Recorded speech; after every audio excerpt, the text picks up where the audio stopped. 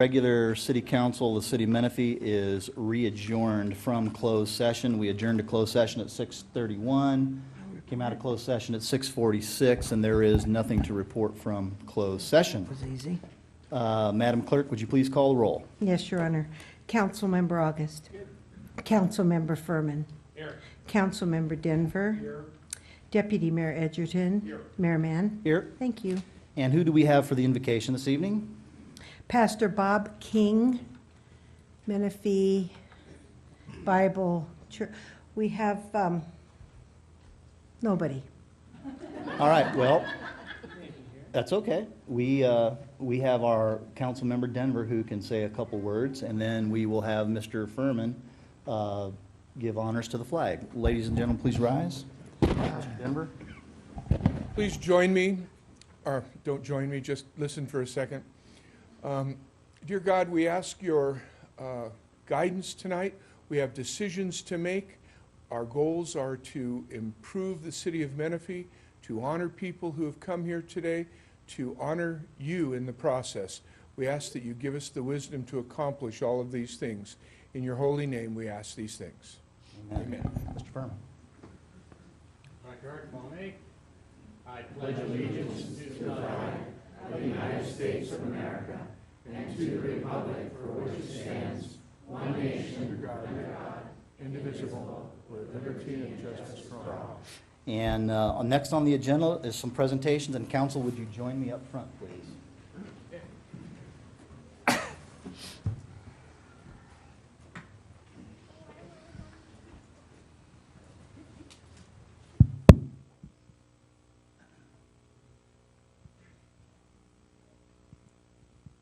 Well, this evening we have the honor and privilege to recognize some very special guests this evening. Would the ladies of the Royal Court please join us up front from the Menifee Valley Chamber of Commerce, Menifee Queens for 2012. Come on up. My side, right here. This is the important side.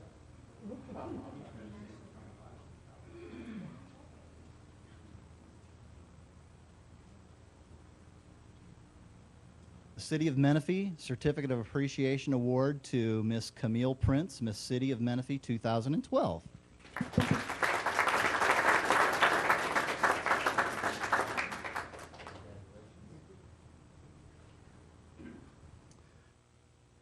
Miss Isabel Donadio, Teen Miss City, Menifee 2012. She's the one who instructed me on, could you see the proper wave, hand wave? Thank you.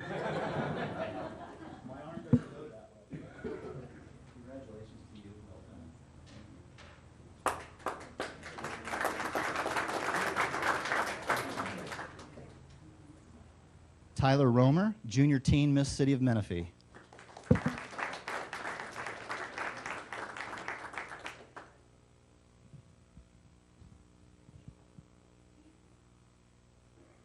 Jamie Banda, Preteen Miss City of Menifee.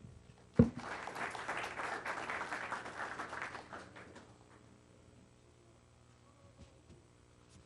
going to, if we need to delay, somebody say, hey, wait, picture. Journey Hughes, Junior Miss City of Menifee 2012.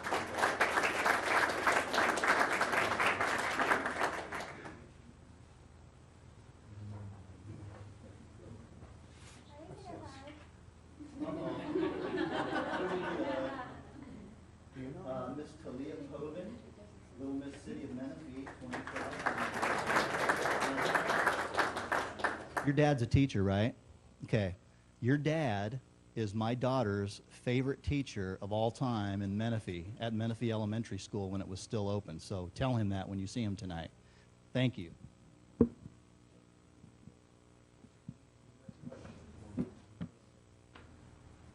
And Miss Ariana Ingliato, Pixie Miss City of Menifee.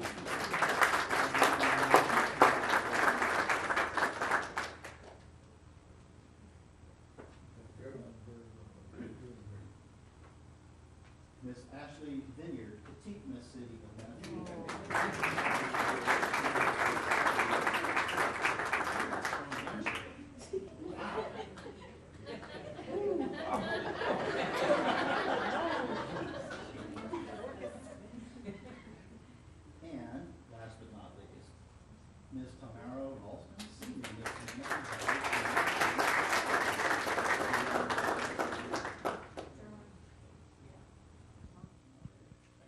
Yes.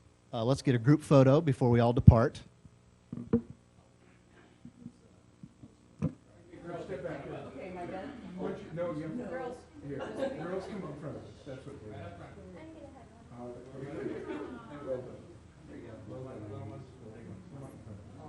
Stand over.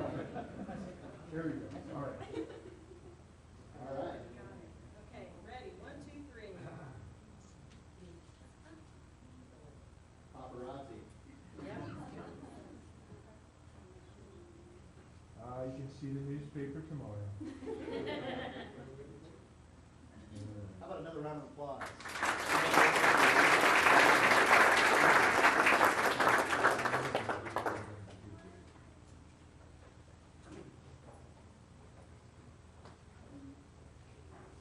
And the ladies who couldn't be with us tonight, Riley McVicker, toddler, Miss City of Menifee, Darcy Castillejos, Miss Menifee Valley Chamber, and Sonia Prince, Mrs. Menifee Valley Chamber 2012. Now, Ann, where are you? Would you like to say a couple words about the incoming court?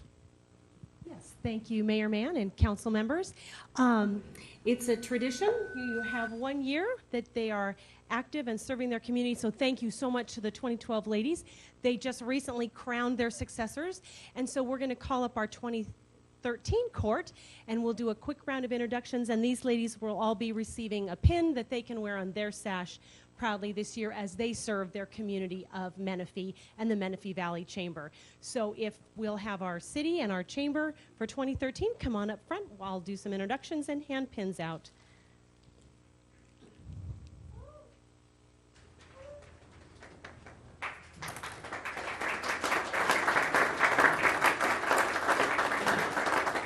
I'll go down the line quick here. We have our Junior Miss City of Menifee, Madison. Here is your pin. And our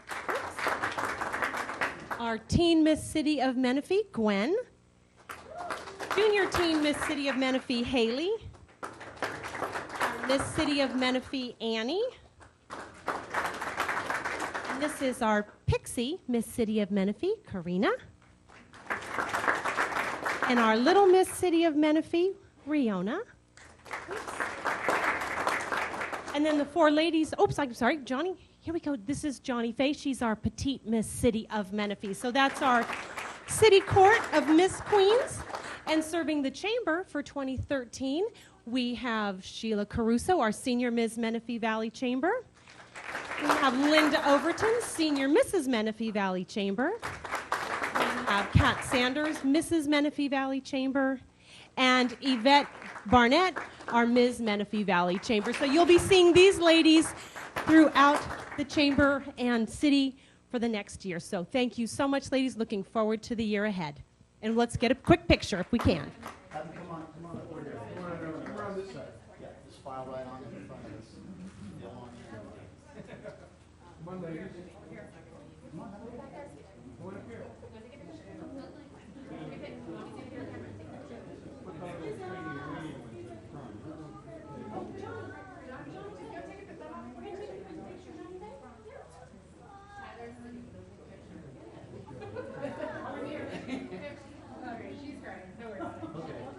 All right. 1, 2. Okay, 1, 2, 3. Here we go.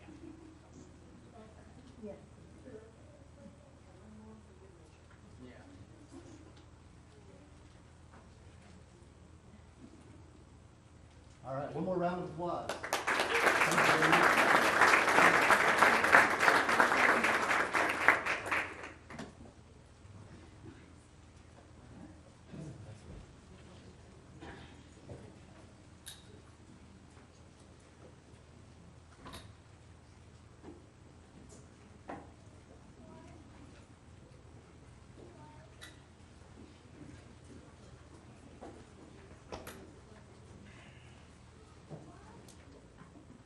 Too much fun.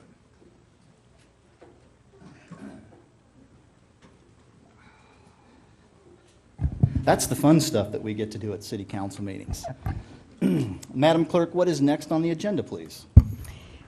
Sir, we have a presentation regarding the Menifee Boys and Girls Club from Sue Christensen. Ms. Christensen, please.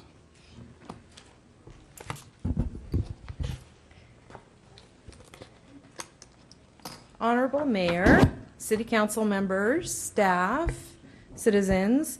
I don't think it's any secret that I've been trying to move this project forward for some time. I've talked about it before. I'm thrilled to be here today. We've made some great strides, and I just want to give you an update on where we stand and what our plans are. So we have a oh yeah, right arrow. Okay.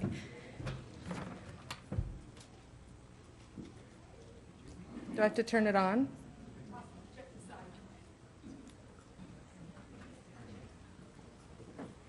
I'm technologically challenged. It's on. No, it's off.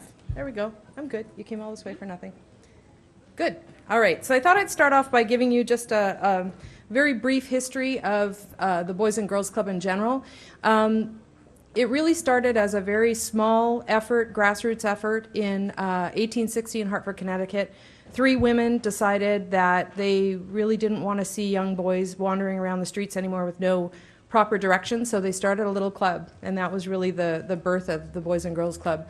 1906, a lot of other people said, gee, this is a great idea, we're going to jump on board, and it became the Federal Boys Club with many affiliates. 1931, the name was changed to the Boys Club of America, and it received congressional charter at that point. And in 1990, girls were finally recognized as a part of the cause, and the name was changed to the Boys and Girls Club of America, and the congressional charter was modified at that point as well. So the reason I tell you this is that we're looking at much more than 100 years of history of the Boys and Girls Club, and what it's evolved into is something absolutely phenomenal and really to be considered a game changer. Thought my time was up. A game changer for kids as they're growing up. And to back that up, here's a little bit of statistics. 57% of the alumni of the Boys and Girls Club say that the club actually saved their lives, changed their lives, saved their lives. It enabled them to take a different path in their lives, to not, go into the doldrums and down the wrong path with the wrong people. 62% say it's helped them commit to their education, and 85% have said that club, that membership, enabled them to learn right from wrong. From a law enforcement standpoint, studies show that juvenile crime is at its peak between 3 p.m. and 7 p.m. right after school when there's absolutely nothing to do. And with 15.1 million kids unsupervised and latchkey, and I'm not criticizing anybody because I had to work too, so you have working parents, and with this economy you have to do what you can do. But to have a club like this to accommodate those kids so that they have somewhere to go that's positive is amazing. Harris study, 90% of the club reported that they earned a high school diploma or equivalent. That's a huge statistic. And 80% have said that the club was a positive impact on them with regard to fitness and health, which is a huge epidemic in our society now with obesity in children.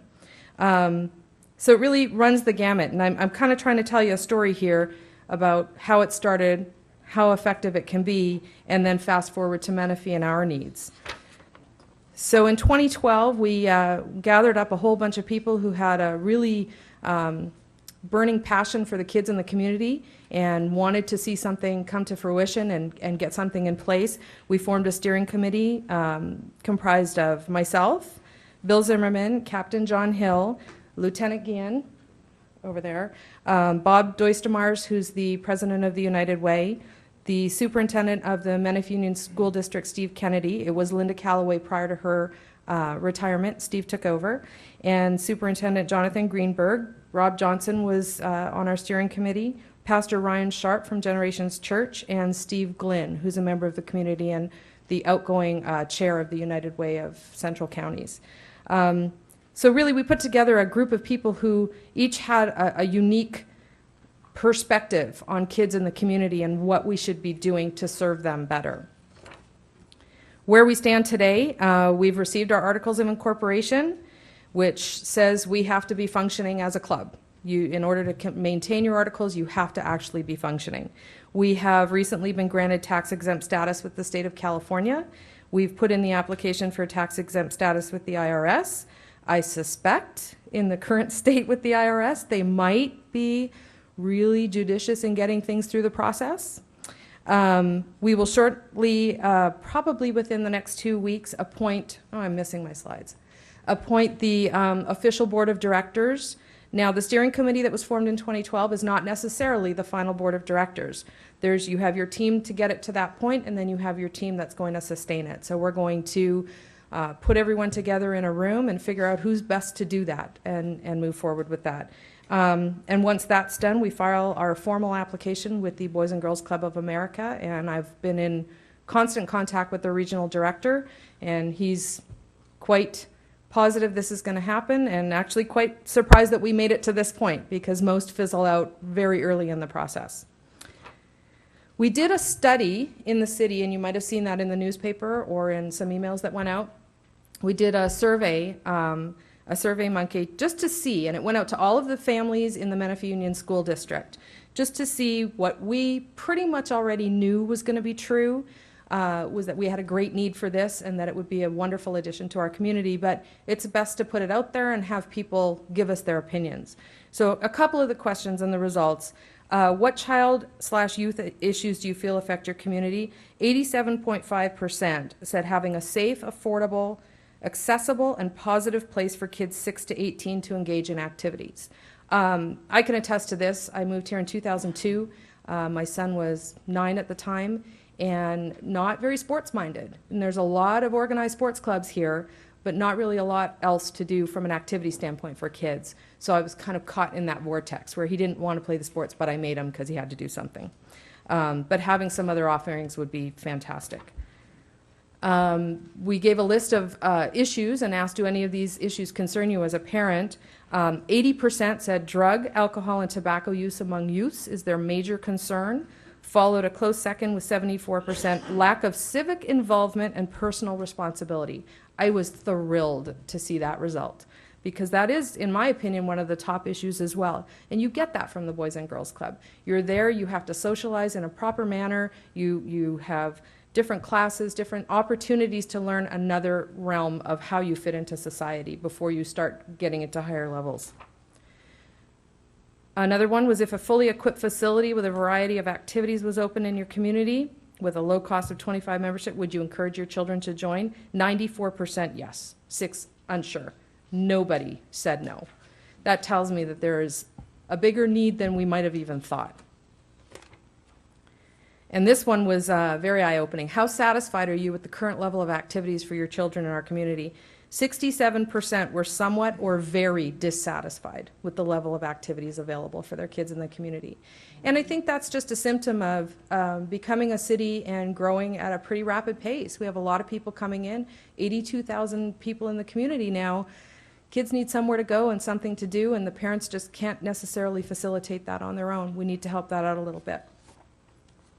And the final question that I wanted to mention was, do you think this community would welcome and financially support a Boys and Girls Club? 93% said yes. So that just enhances the other responses that we had. 6%, less than 6% unsure, and 1 person out of the 336 respondents said no. So I think they're voted out. We've looked at potential locations. I think some of you are aware. Last year, there was some conversation about it being at the Lyle Marsh Park on Bradley, next to the Chester Morrison Elementary School. Great location. You know, the park is there already.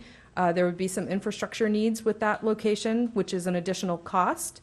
Recently, it was suggested to us that we take a look at the Menifee Elementary School. It's currently being occupied by the Santa Rosa students. They're split between the college and the Menifee Elementary School. And the bulk of the school site is going to be torn down at some point in the future. But there's 3 newer buildings, and they're spectacular. It comes to a total of 9 classrooms, 900 square foot classrooms. There's a tot lot, a half-mile track, soccer fields, basketball courts, everything you could possibly need. So we want that in a big, big way. Another option is fundraise to build our own facility, and that might be something down the road once we get established and get the plans going and get people enjoying the services provided. From a budget standpoint, I know people are asking about this. Because we haven't actually established this yet, we don't have definitive numbers. So we had to do an assumption budget, and we decided to go really conservative on what we thought we were going to bring in from a revenue standpoint. So the estimate that we gave was 100 members for the first year. What I will, at $25 per member. What I will tell you is that when I reached out to the executive director of the Southwest Counties, they have 4,000 members paying every year. So I think that 100 is unbelievably ultra conservative. I'm quite sure that we would be far in excess of that. I could probably name more than 100 people off the top of my head who would join. And we did our budget based on historical information from other clubs in the area, primarily the one in Temecula. There's 4 clubs with that association. But most similar to us would be the Albert Hill in Lake Elsinore. So we took some of their cost numbers, used those. We've also received some information from the regional director of the Boys and Girls Club of America, Clifford Hackney. He gave us some pretty accurate data. We incorporated that. So the bottom line is, without any fundraising calculated into that, we have a small monthly deficit. So I'm 100% confident this is going to be incredibly successful. But we didn't put fundraising in because that, to us, that's an unknown at this point. So speaking of fundraising, the Boys and Girls Club of America corporate has pass-through donations from large corporations that we would have access to. Those are things like, I think, Dell and Gateway and Walmart. The large corporations, they don't want to feed into the smaller communities one by one, so they give a large donation and then it's divvied up by the corporate office of Boys and Girls Club. We have some large benefactors in this area that have been proven to be incredibly community-minded and willing to offer up funds for good organizations. We have local casinos, I won't even name them, but they've all been very generous. We have corporations, we have Best Buy here that might be an opportunity. Target might do something local because they're actually right here in the community. So I think we have a really good pool of benefactors that we can reach out to augment our costs. Events, we can do golf tournaments and an annual dinner, like a formal dinner somewhere. That's always a huge opportunity. Poker tournaments, bakes, whatever the case may be, we can really put together a good fundraising plan. So here today, I just wanted to give you a little bit of a snapshot of how successful the Boys and Girls Club is. I don't think that's in question, but I wanted to just remind everybody it's probably one of the better models. Even the YMCA is having difficulties now, and the Boys and Girls Club seems to be doing just fine and thriving.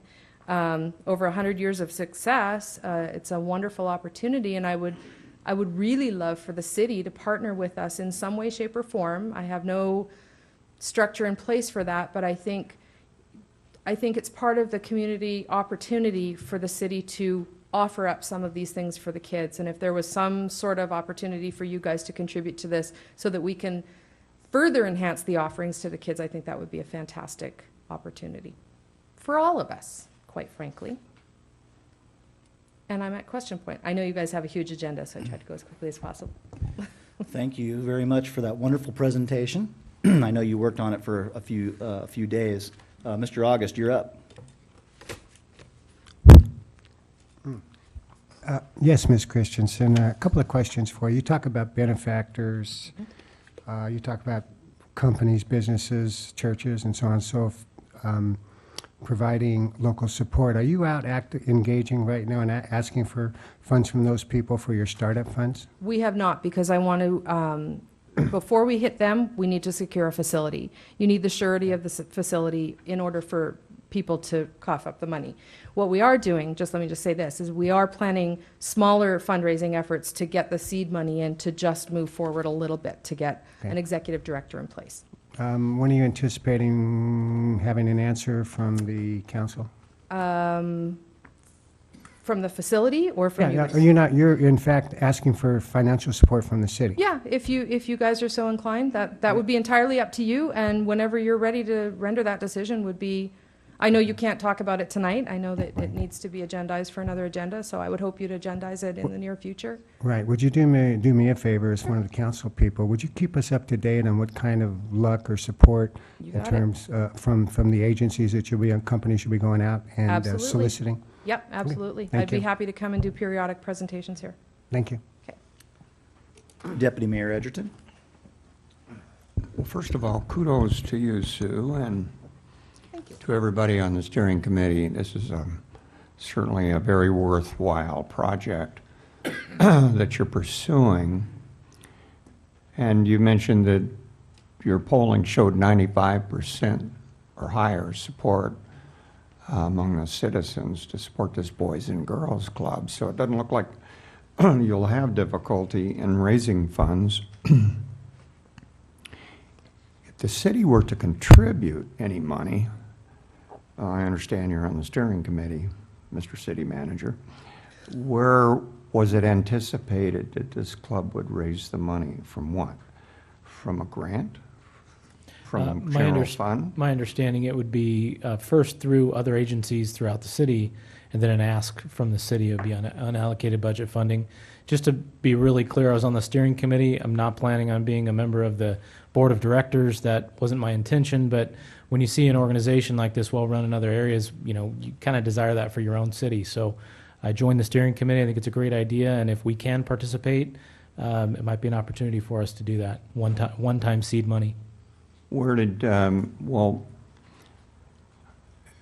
you had staff set up the conversations with Sue, and it was our understanding they're looking for some help for the first 3 years as seed money. Can I interrupt for a second? I actually set them up. I didn't ask, Rob didn't have anything to do with that. I contacted staff to set up meetings with you guys. Okay, good. What amount of, where would this money come from in your? It could be from a one-time unallocated budget fund. From our general fund? Correct, sir. From the general fund. Well, and would there be paid positions? I believe there was paid positions on. Yeah, there's an executive director, there is a program coordinator, and then there's a few part-time people, but the bulk of the Boys and Girls Club is run by volunteers.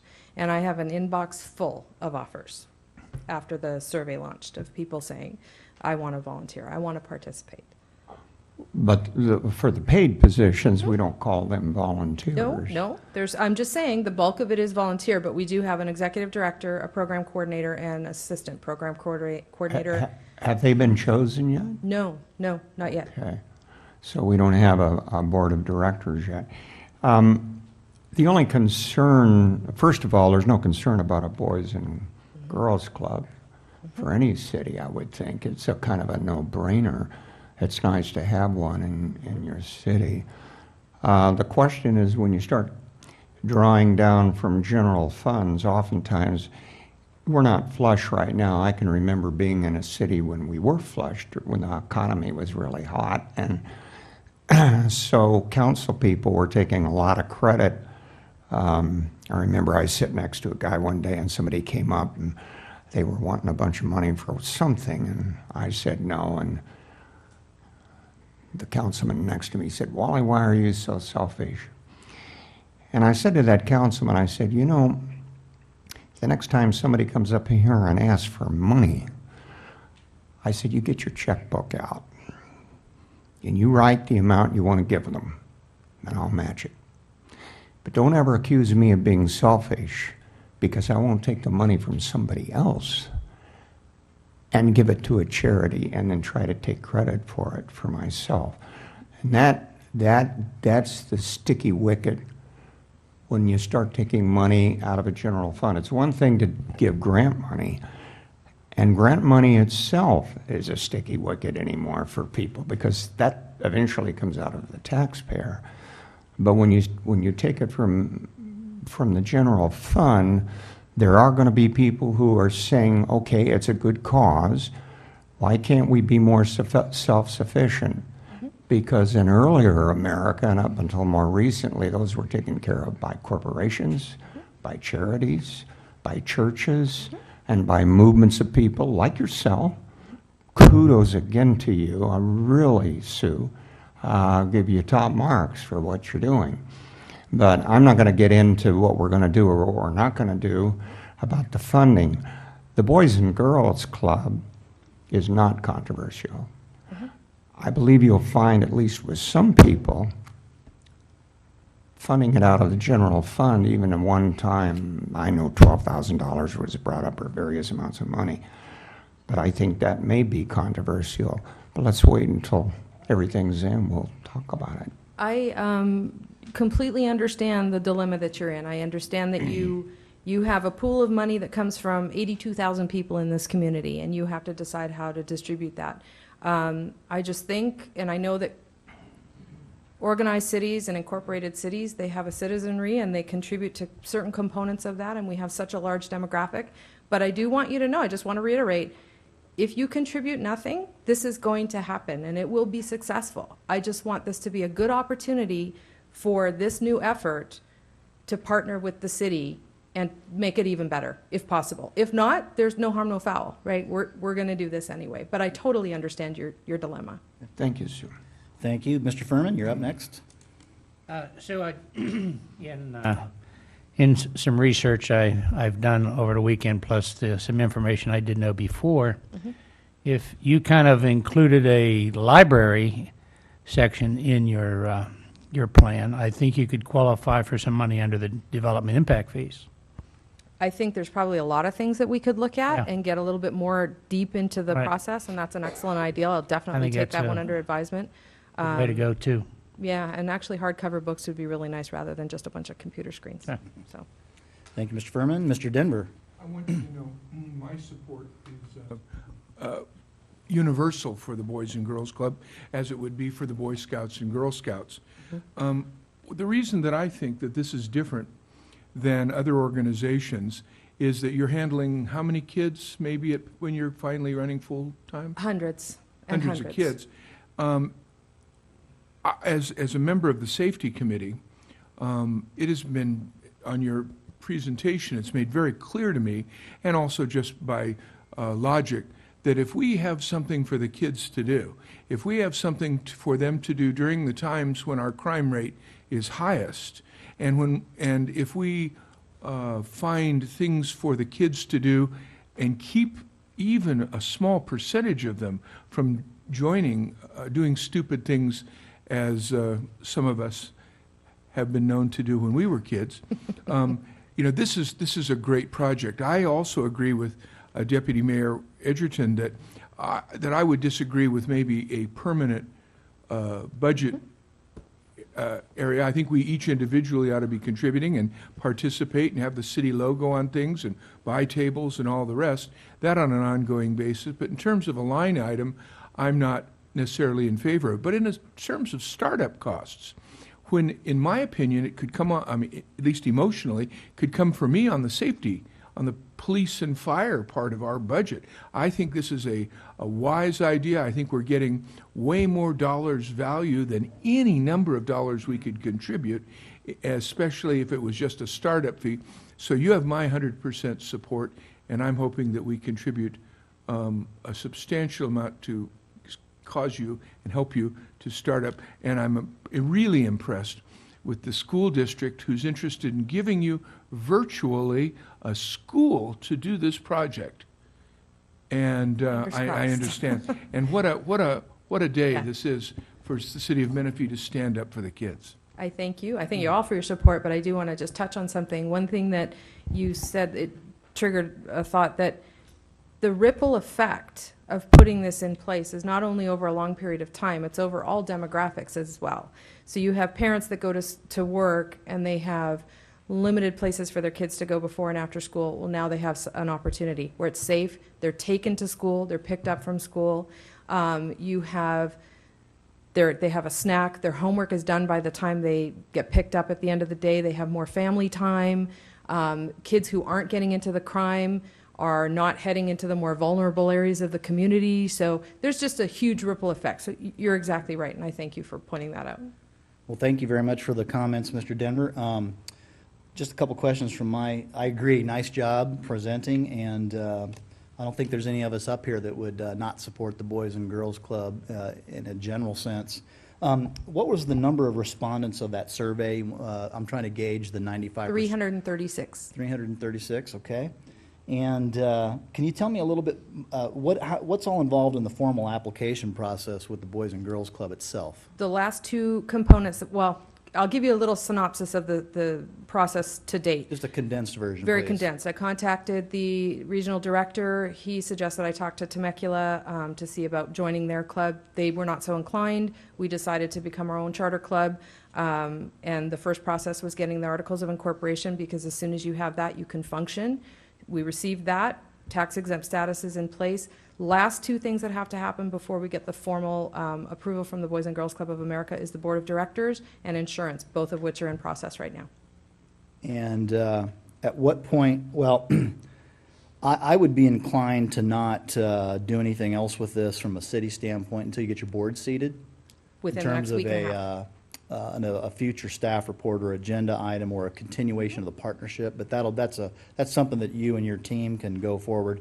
And until the IRS tax exempt status gets done, appoint your board, get the formal application. Have you guys done a business plan yet? We have a preliminary budget, and we've started working on a fundraising plan and a programs plan. So we have to combine all those into the larger business plan.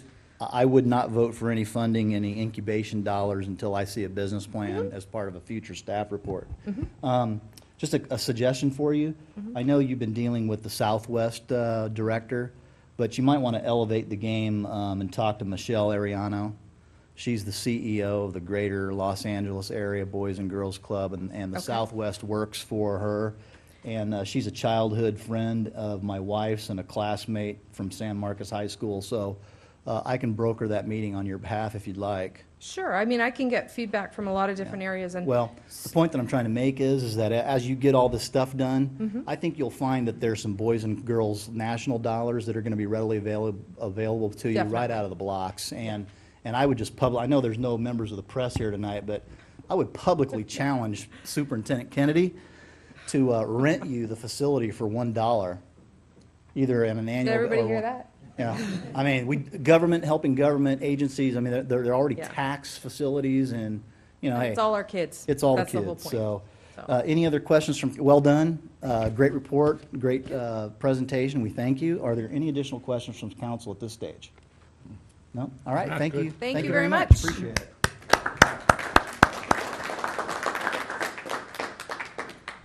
Okay, that brings us to approval of meeting minutes. May I have a motion to approve the minutes of May 7th, 2013? So move. May I have a second? Second. Are there any modifications? Hearing none, the minutes are ordered. Are there any agenda modifications for this evening that have not already been addressed? Hearing none, that takes us to public comment period. City Clerk, call the first speaker, please. Peter Thorwith.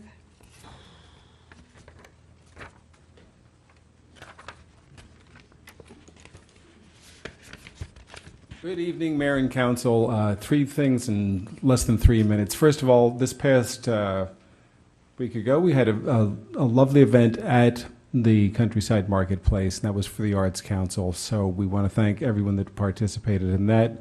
It was our biggest event in terms of attendance so far in our history, and we plan to keep it going and keep it growing. The second thing is a safety issue.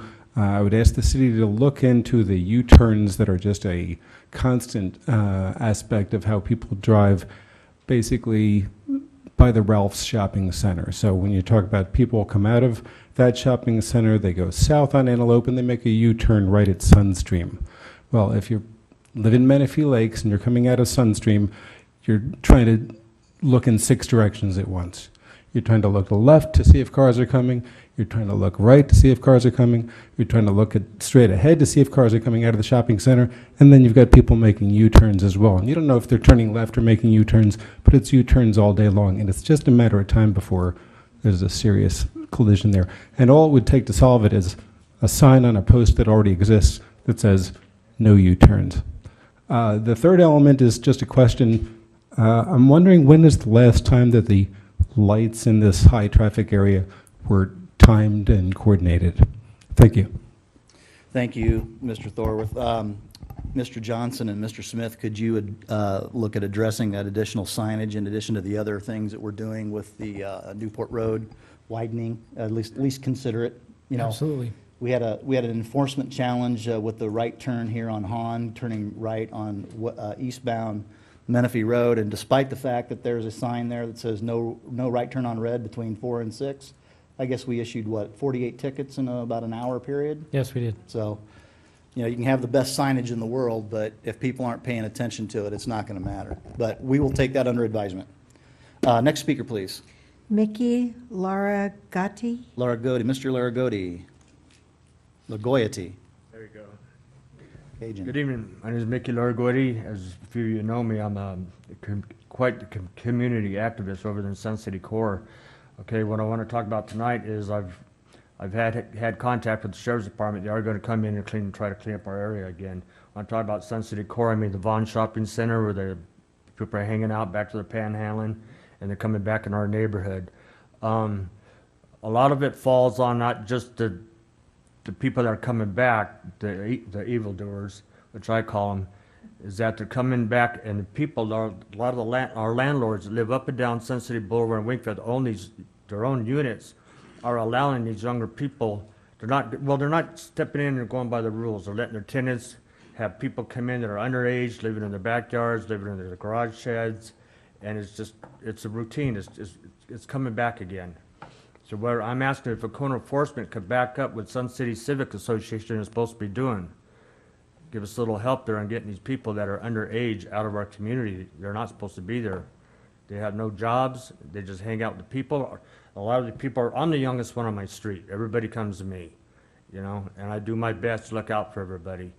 I just hate to see it go on like last year where we had all these people hanging out and getting the vulnerable elderly people and wind up moving in with them. And then they take their money, rob them blind, and it's happening again.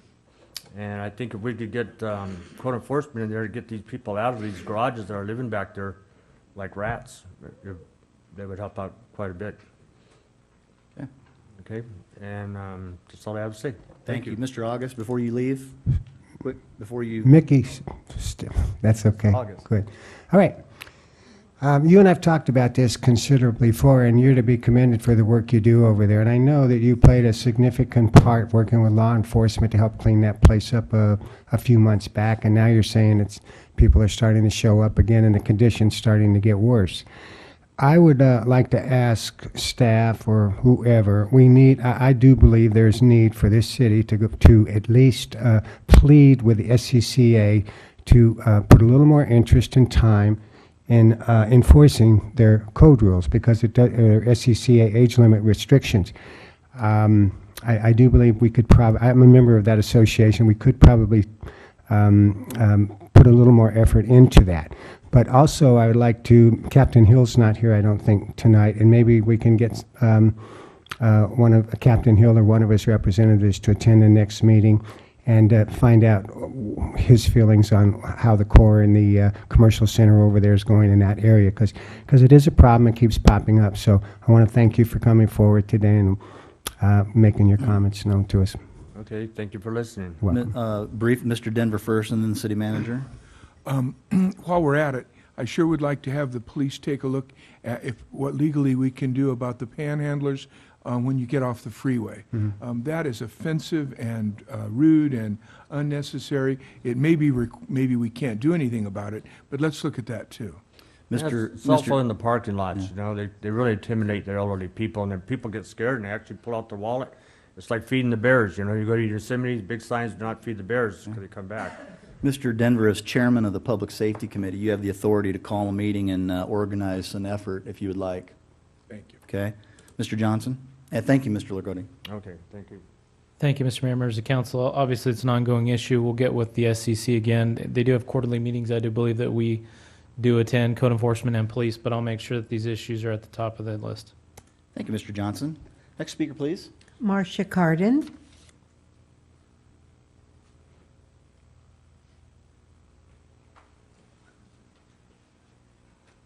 Good evening, Mayor, City Council, fellow residents. Good evening. I'm Marcia Carden, and I do fundraising for Sun City Canine.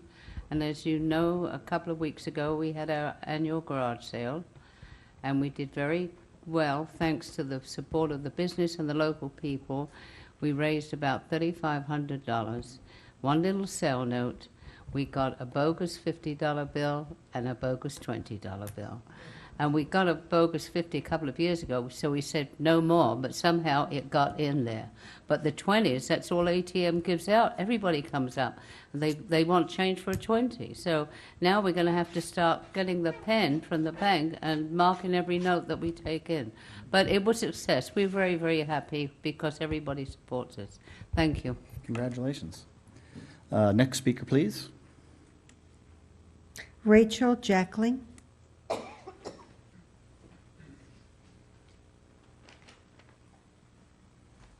Good evening, Mayor and City Council members. My name is Rachel Jackling, and I am co-owner of Protective Bunkers and Survival Center.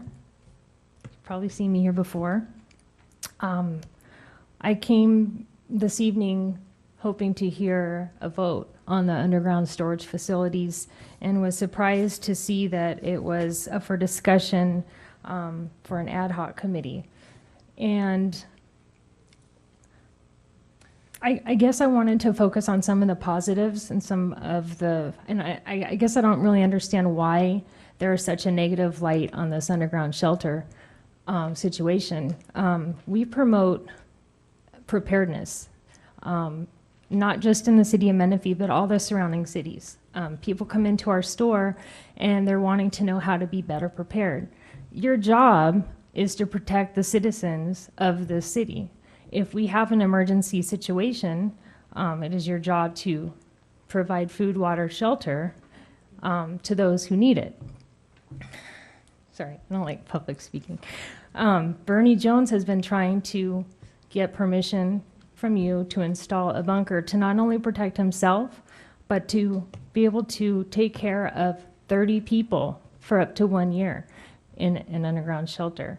I think instead of giving him such a hard time, you should be giving him an award because he's spending his money in wanting to help people.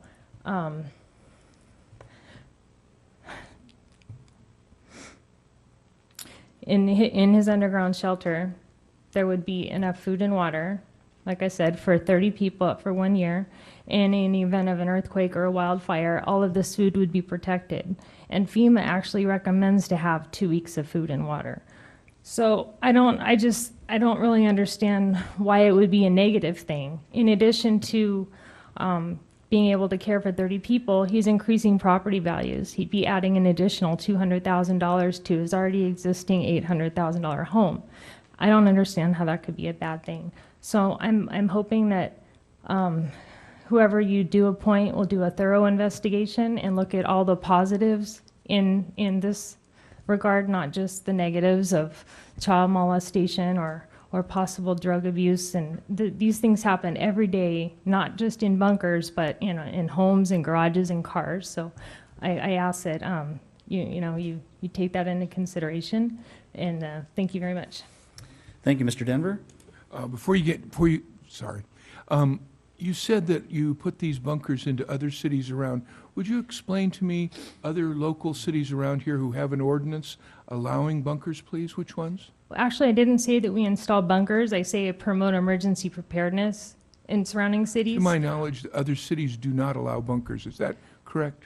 I have spoken with 2 other surrounding cities. Actually, I spoke with Councilman Ramos through Murrieta, and he said that he will actually have this on their city council agenda. They do not have a problem with underground shelters in their city. Their only requirement would be engineered plans, such as the ones that we brought for you this evening. And also, the fire department would request, say your home is 1, 2, 3, 4, it would need to say 1, 2, 3, 4B. That way, a fire department could identify the structure. Is there any ordinances allowing bunkers in any city presently around us? No. Thank you. Thank you, and thank you for your time. It's interesting. The press coverage as a result of our ordinance prompted a couple neighbors in Murrieta, and Murrieta code enforcement found 2 illegal bunkers on property in the city of Murrieta. It was kind of interesting. I know of 2 illegal ones here in the city of Menifee. Well, I've been told of. I don't know whether that's true or not. But Madam Clerk, next speaker. David Jackson.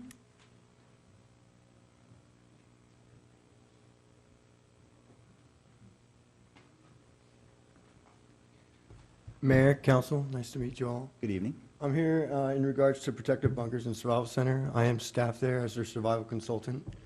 And they chose me basically for my knowledge and survival skill sets due to being an Eagle Scout and extensive military training that I've done.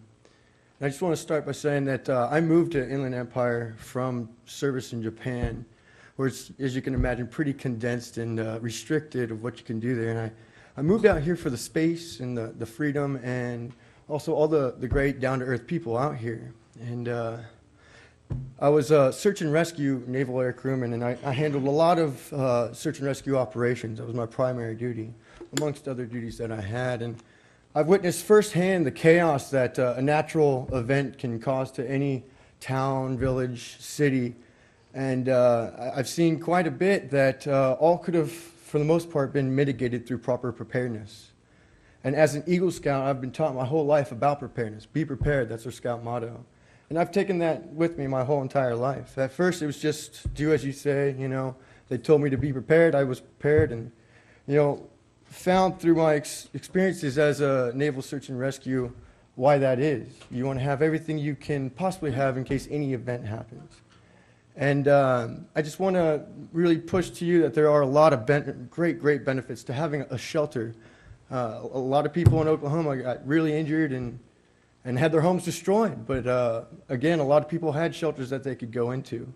We're in fire country out here. We're in earthquake country. We can't really predict when those happen, and we don't necessarily always have the time to get away. So I just really strongly urge the council to really come together and look at all the benefits that having a bunker or shelter could provide a family. And you know, when I was a kid, my dad told me my one job is to protect my family. And it's pretty much been with me my whole life. And that's all I intend to do, is protect my family. The only means I know how is to be properly prepared.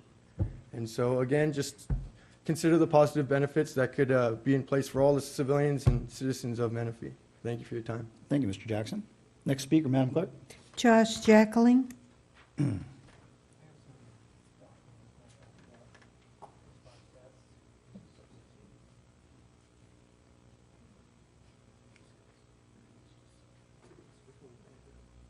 How you guys doing again? I think we all heard of what happened in Oklahoma. By having registration on these things, the fire departments are able to go back to people's property, search to make sure nobody got trapped inside their shelters. I believe there was a family of 4 that they actually found 4 days after they were done with looking for all the live people, and they actually found them in their shelter.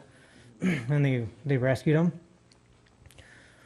And I brought some plans and some engineering that we've already done on Bernie's particular bunker, and also some photos to let you guys see kind of what, maybe take some of the scariness out of being the first city that's going to let somebody put it in on their own the right way.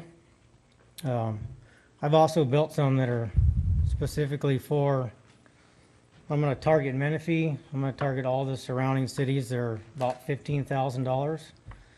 They're real small, condensed. They're not something that you're going to stay in for months. They're just 4 beds, enough storage for probably 4 to 5 months of food and water.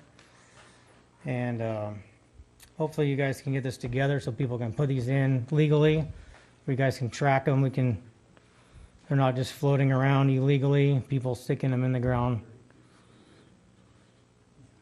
There's just nothing but benefits. And that's all I have to say, really. Thank you. Thank you once again. Mr. Denver, you have a question? I do. It was just an off-the-handed comment from some previous speaker, mentioned that it would raise the property values to maybe $200,000. This one that you gave us pictures of here, what might be the cost of that? That one right there is $86,000. That's 30 foot long. The one that Bernie's looking at is 95 total feet. So that's a pretty large. Thank you. Mr. Edgerton? So this So I look at this, obviously, it's hooked up to electrical and, No. correct? No, it runs off solar panels, and it's got batteries down inside, so it's completely self-sufficient. So there's no electricity going to it whatsoever. No. What about plumbing? It's all self-contained. It's got storage tanks that you'd pump out if they were full. And when you say it's self-contained, how long can you stay down there and use the plumbing without, where does it go? It goes into, just like an RV. It's got RV tanks in it. So for Bernie's, you could probably have 30 people could continually use it for 4 months. 4 months? Yeah, there's actually chemical toilets that we can put in it, biodegrade it, break it down, just off of using natural stuff like worms and different stuff like that. For a month, you say? 4 months. 4 months. 4 months? Yeah. 30 people for 4 months? Mm-hmm. And you have a container large enough that you break this down, it's biodegradable, which would be basically what a sanitation district does. Yeah, it's more of a compost bin where it actually turns itself over. And where does this, how large is this tank? This one right here is 500 gallons. 30 people for 4 months. Well, you're not going to be taking 20-minute showers. Yeah. And you're not going to be standing there with a faucet. Where do you drain this? You call a septic company to come out and pump it. Yeah, but you're underground. Well, there's access to it, just like a septic tank. When you have your septic tank pump, it's the same concept. Well, and that's fine. I think it's kind of a fun idea, but when you think about being underground for 4 months, generally there's no honey bucket to come around and drain your septic tank. I don't think it's. I don't think anybody's want to stay for 4 months underground. I think I've gotten 7 calls since Oklahoma, and only one of them's been from Oklahoma. A guy in New Mexico lives in a fire. They've had massive droughts for the last 2 years. He says he has one exit into his property. It's like 100 acres. That's what he's going to use it for. I got people on, a guy from Florida. He's called for hurricanes. Okay, this is getting close to overstepping here. I'm gonna cease the discussion. I am gonna ask, I've been meaning to ask you this, because you're the owner of the business, right? Yeah. What are your total sales in California for a year? How many units have you sold in the state of California? How many units I've have you sent- sold in Riverside County? Are I've all your done sales out of state? 400,000 in the last 5 days, I've estimated. No, sales, not inquiries. I'm talking about how many units have you fabricated, shipped, installed in the state of California? I'm not going to get into that. Okay, thank you. Next speaker, please. Peter Gumo.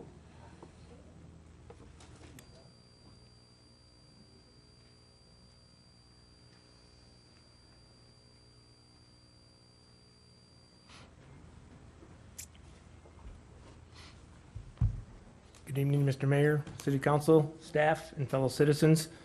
My name is Peter Jumo. I live at 32100 Menifee Road. I've lived there 13 years. I also own a small business called Tri Lakes, which I have a retail store in Marietta, and then I do the production of youth and high school uniforms, or sports uniforms, T-shirts, out of a 5,000 square foot warehouse on my property in Menifee. In my numerous discussions with the city planning department and with other staff members, of which I got to tell you, I've had numerous conversations with them over the last year and a half, and every one of those staff members have been super responsive, very professional, a tribute to the city of Menifee. Even though the answer I've gotten has always been no, they've also been very, very professional about relaying that message. What I'd like to do is propose to the city council, and again, this is at the direction of the city planning department, to add a use to my property, which is currently zoned A1, which is 2 acres. And I was hoping that you would add a use that would incorporate screen printing and embroidery on that property. Some of the current uses, along with agricultural, is there's a beauty shops already allowed there, child care center, real estate office. So I was wondering if it would be possible to expand the usage to include embroidery and silk screening. I am currently working with the Temecula Unified School District on their graphics department in running an internship program which utilizes nonprofits in Temecula that they come to the school, they present, they get the kids to work on marketing materials and so on and so forth, and then I produce all the hard copies for them, which are brochures, the logo, banners, and anything like that. In discussions with Parish Unified School District, along with Lake Elsinore, in trying to incorporate some type of internship program at those school districts also. So again, what I would request is that another use would be added to the current uses to add silk screening and embroidery. Thank you. Okay? Next speaker, please. Those are all the speakers under public comment portion. Okay, thank you very kindly, all speakers. That brings us to council member updates and comments. Mr. Edgerton. Well, I had the opportunity of going to a couple of events. One of them was to the event in Las Vegas, and I'm sure my colleagues will make a comment about it who went there. I thought it was very fruitful. I was very pleased with the work my colleagues did, especially the mayor who got out there and talked to businesses that might come to our town and generate revenue. I thought it was very productive. I thought our acting city manager, Rob, and Julie, who seems to be everywhere at all times, Jeff Wyman, the head of our development here in the city, just did a yeoman's job. I've been here 4 years and I never went to Las Vegas because I thought, yeah, it's a bit of a, I don't like spending taxpayers' money. The question, of course, is not how much money you spend, but what is the balance? How much do you spend and how much do you bring back? If you end up in the positive, then obviously it's a good investment. And I did go there looking to see what the shows might be and what the fun might be in the swimming pools and the sun. And these guys did nothing but work my tail off. And I kind of owe a public apology for what was in my mind about Jeff Weiland. And when I saw Rob and these guys work so hard in Las Vegas, my hat's off to them. They really have done a great job as staff representing our city. The other event, which was equally well done, was the memorial.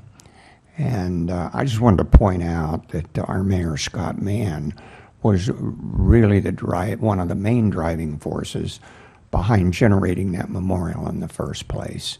And so kudos to him. And I might add that two of our colleagues have served as a career of military people, and that is our mayor, Scott Mann, and one of our newest council people, Councilman Greg August. And they put on a great show, as they always do. And once again, my compliments to our staff, to Rob. Once again, Julie was there. She always is. And I saw a number of other staff people like Michael Anderson, et cetera. So it's a pleasure to work for a city when you can look around and see your staff's working harder than you. You know they're doing one great job. So thank you, staff.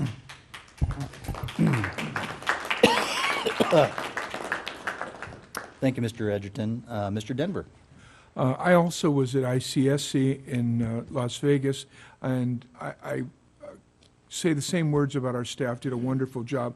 The thing that I learned was that almost no brokers in the United States know where Menifee is. When they walk up to our booth, they'd say, Menifee, Menifee, let me see. And they didn't know.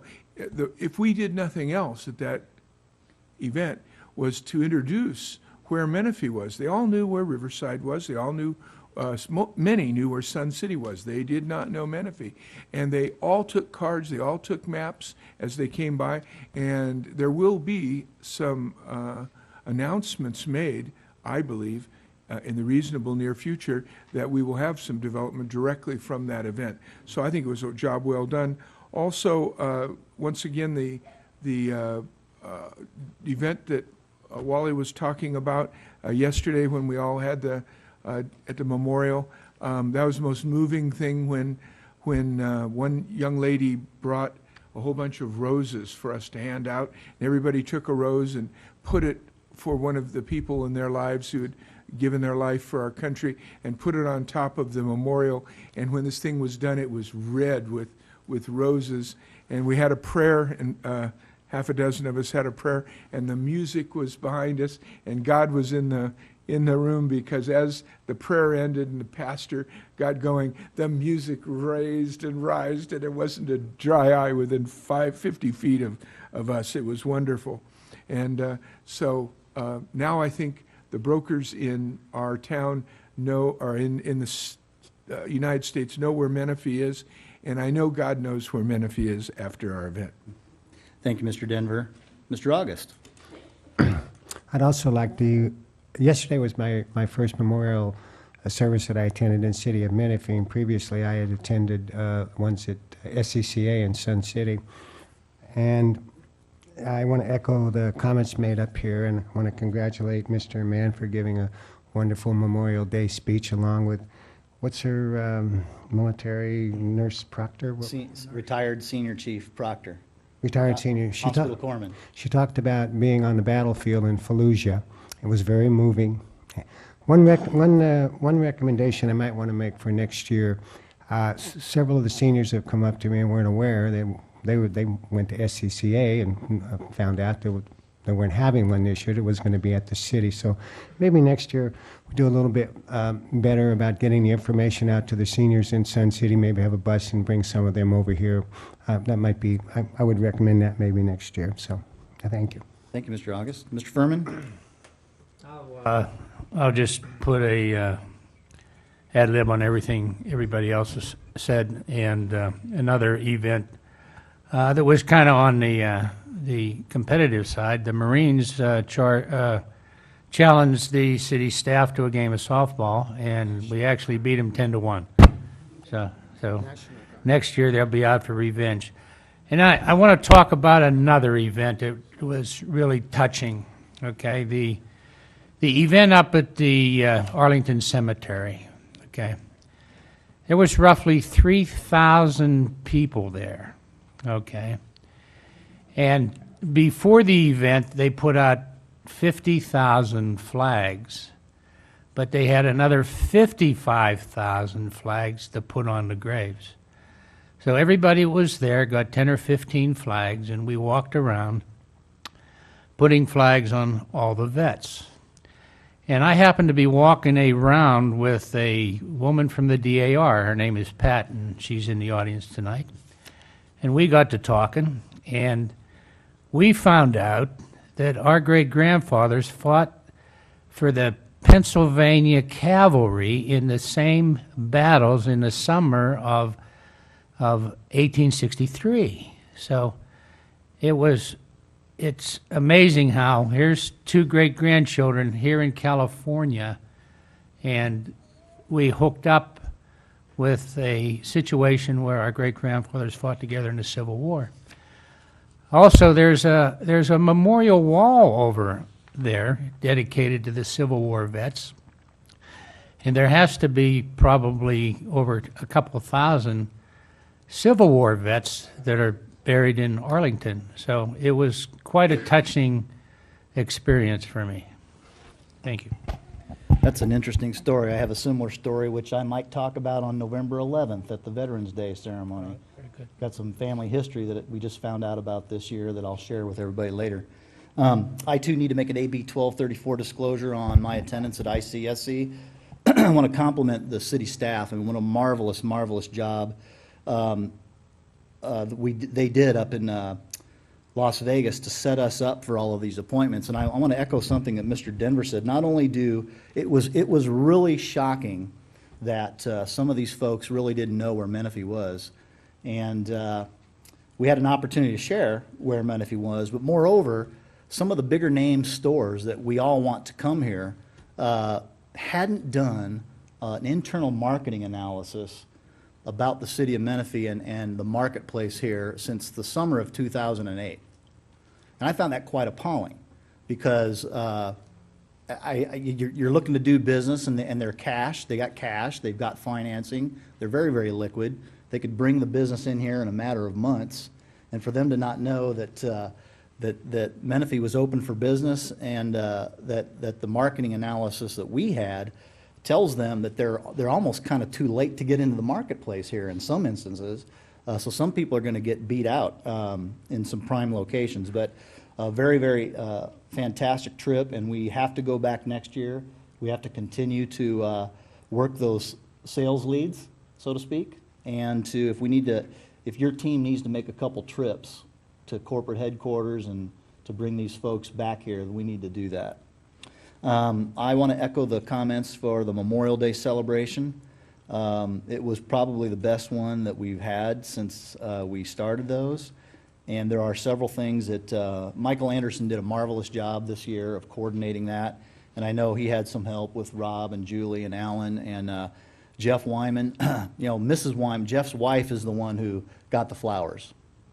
Yeah, it was Mrs. Wyman. And it was very a touching piece. I hope we get to do that every year. And I also want to offer, on behalf of the entire council, condolences for the Wyman family for the loss of Mr. Wyman's mother yesterday. Our hearts and our prayers and thoughts are with him and his family.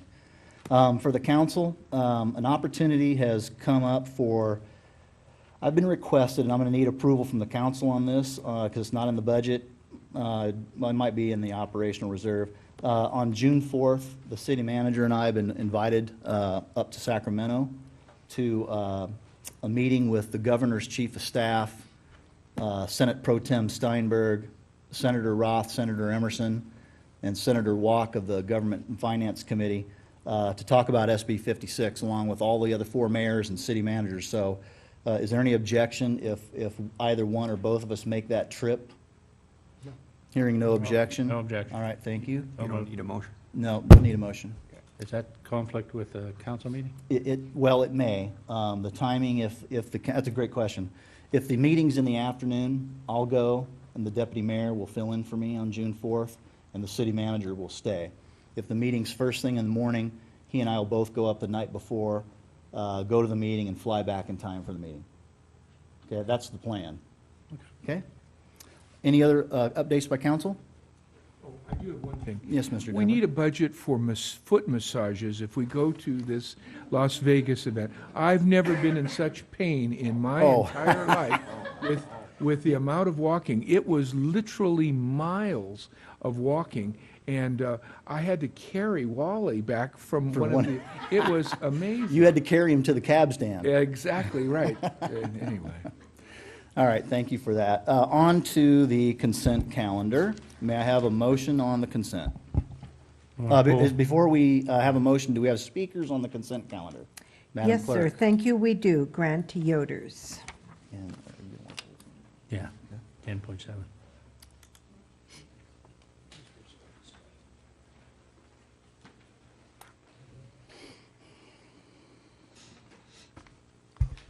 Good evening, Grant Yoders, community of Sun City.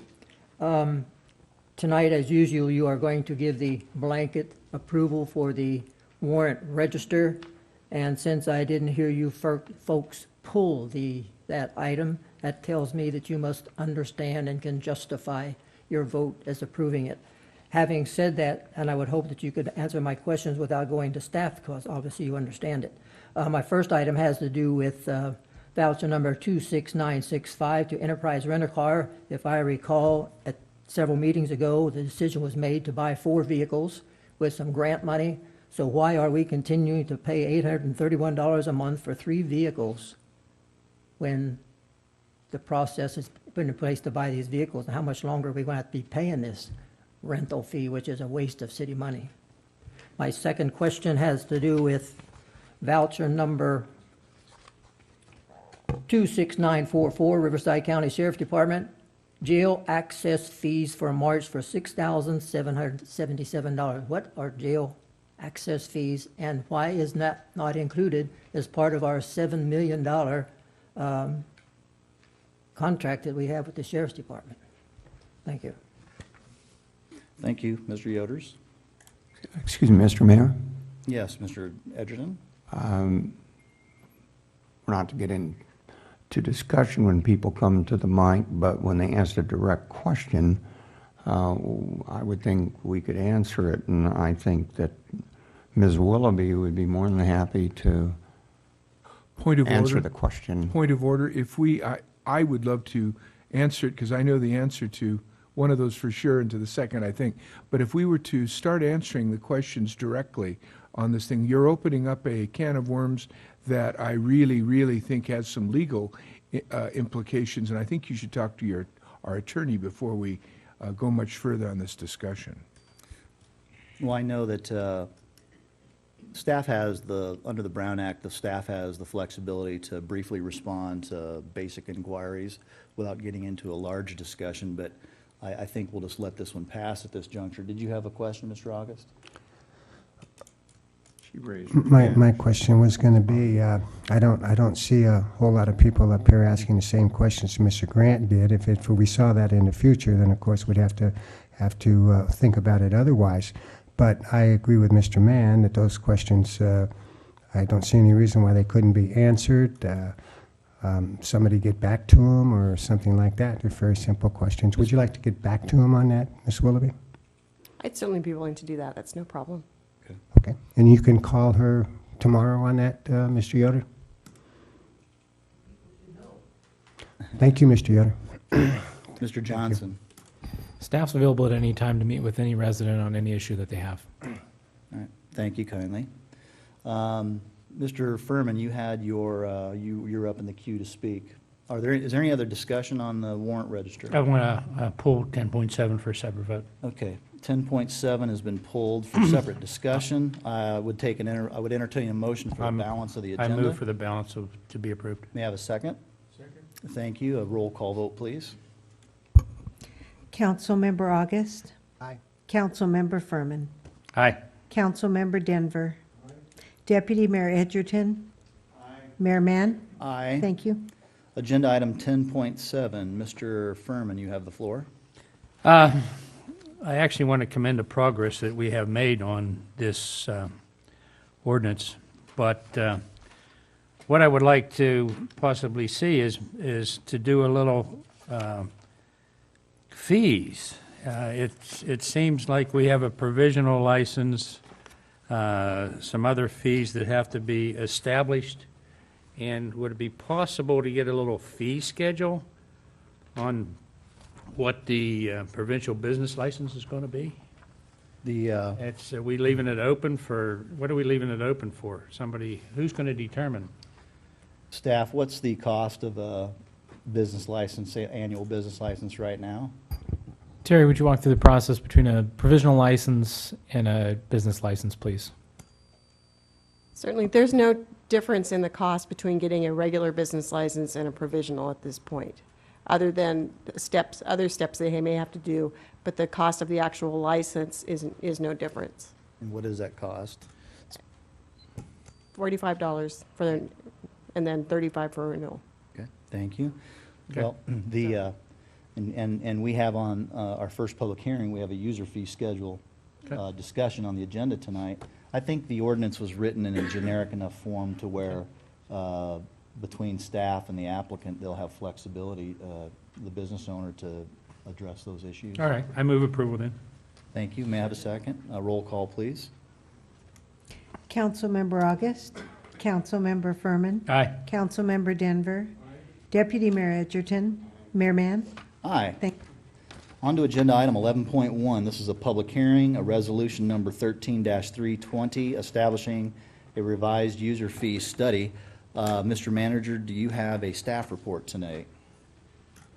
Yes, we do, Mr. Mayor, members of the council. As you'll note in your red folder, there's several items of correspondence between the BIA with Mr. Blankenship, who I believe is in attendance tonight, staff's response to that, those questions, and also some information from your attorney based on our cost of service study. Ms. Willoughby will give an update for you and go through the presentation. Just wanted to make sure that we all understand that we went through a user fee cost of service study that was performed by outside professional who did current research on what our development process and the time that it takes us to perform those duties, and wrapped them into the cost services study, which Ms. Willoughby will go over. We did follow up with a user fee or cost of services workshop, which was on May 7th. The further conversation between the city attorney's response and a UT Californian article is in your red folder as well. Ms. Willoughby, if you'd like to go through your report. Thank you, Mayor and council members. As the City Manager Johnson has already stated, we did have a workshop on May 7th, and this is, my presentation will just summarize some of those key points.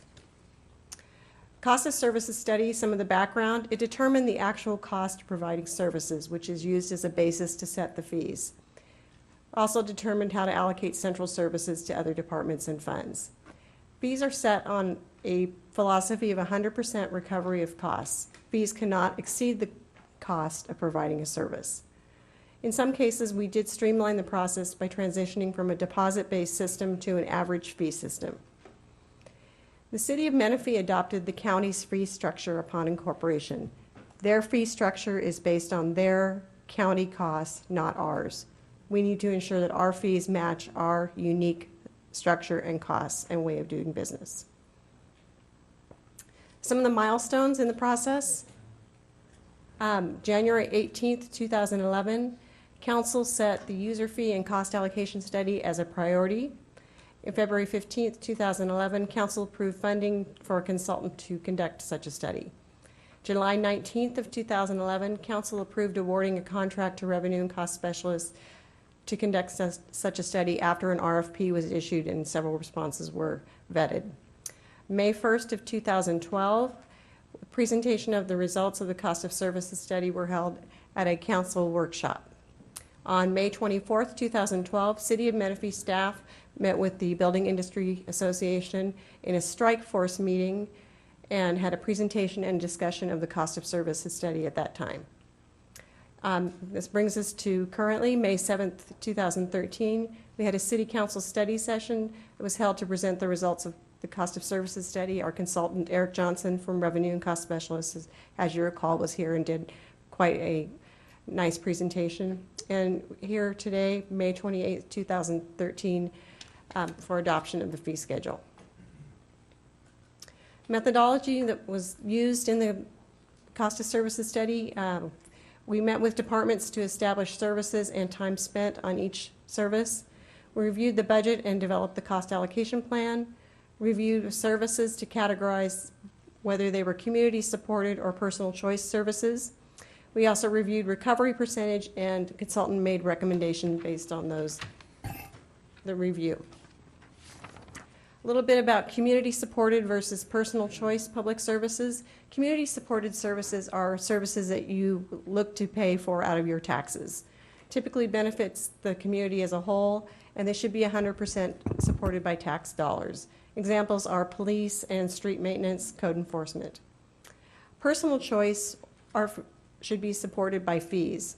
The customer is identifiable, the service is measurable, benefits an individual or a group, so it's not something that's going to benefit all the residents of Menifee, but it benefits one individual or a small group. Subsidy levels may be based on social, safety, or welfare reasons. For example, sometimes development and code enforcement are subsidized. You can see in this chart, taxes or grants. There's basically two kinds of revenue that we have in the city. Taxes and grants. which provide the support for community-supported services, and fees, which should support the personal choice services.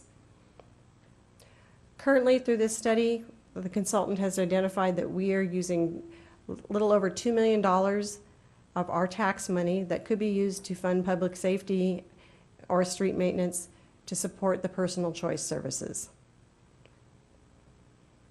In summary, we did determine the cost of providing the service in a logical manner and rational manner.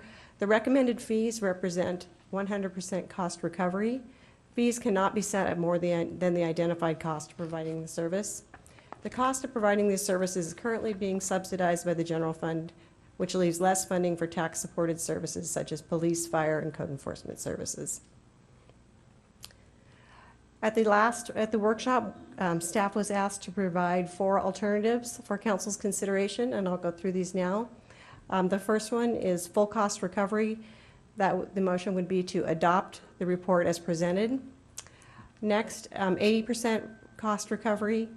We would adopt the report with modification to reflect a 20% subsidy of fees by the city's general fund. Next, no modification to the deposit-based fees. We would adopt the fees as presented, but on the cases where there is a deposit-based fee, we would not change the deposit amount, but keep it as it stands today. And the last, no change to fees or deposit, take no action today, and the results of the study would not be adopted. Staff's recommendation is to adopt Resolution 13.320, establishing the revised fee schedule with 100% cost recovery.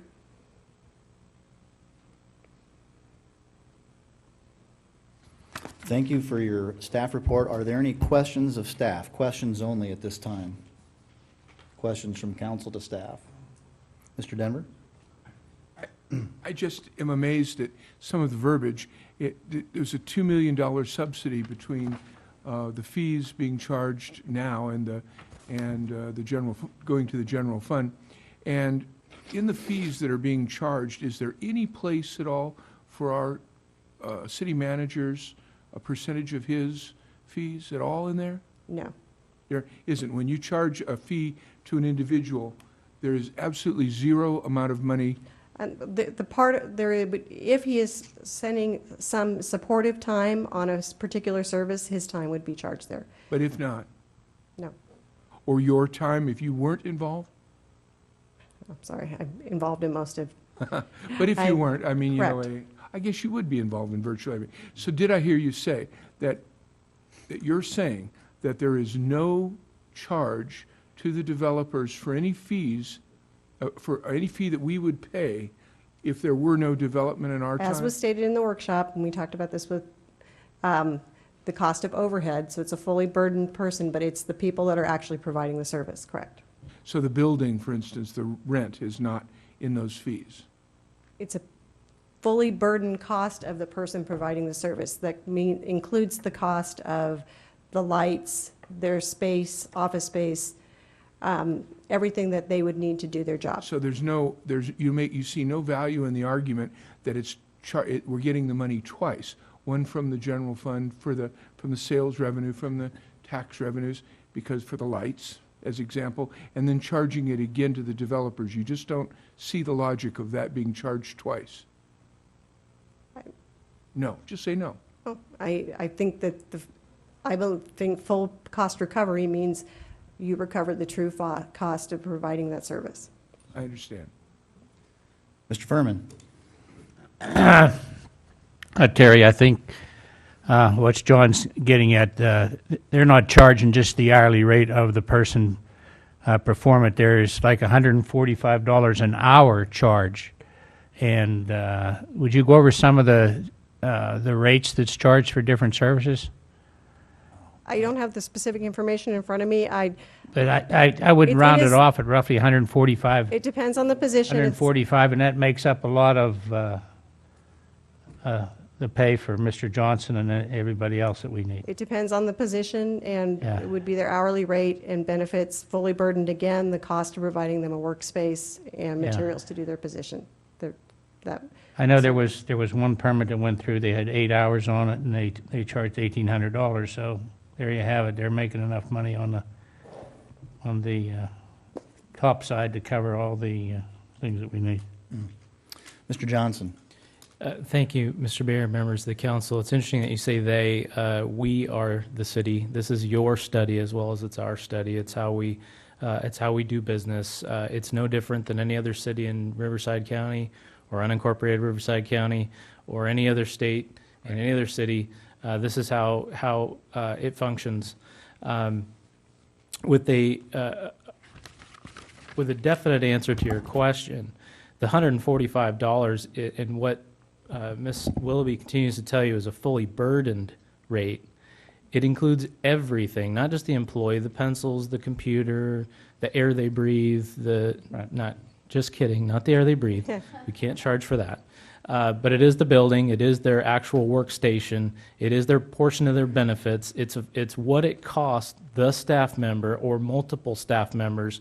Some fail to see the logic that if there is a permit that's issued, there's not just one staff member working on that one permit for 8 hours. It could be 4 different staff members in 4 different departments of the city.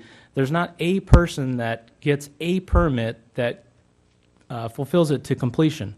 It just doesn't work that way. There is a workflow that's set up in the cost of services. This is what the cost of services workshop was for. It was highly detailed. We had our professional expert there who performed the study. All sorts of questions were asked and answered, and staff's ready to move forward on full recommendation of cost recovery. Are there any additional questions from the council of staff? Very well, thank you, Ms. Willoughby. I'll open the public hearing at 8:31. Madam Clerk, was this properly noticed, and have we received any correspondence beyond what's already been described in our red folders? No, thank you. It has been properly noticed, and yes, you're right about the correspondence in the folders. Okay, thank you. I'll take the first speaker on this item. Bill Blankenship.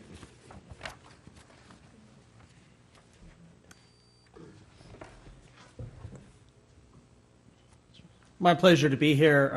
Honorable Mayor and members of the council, my name is Bill Blankenship, CEO of Riverside County Building Industry Association. Our address is 3891 11th Street, Riverside. I'm here to speak on item 11.1.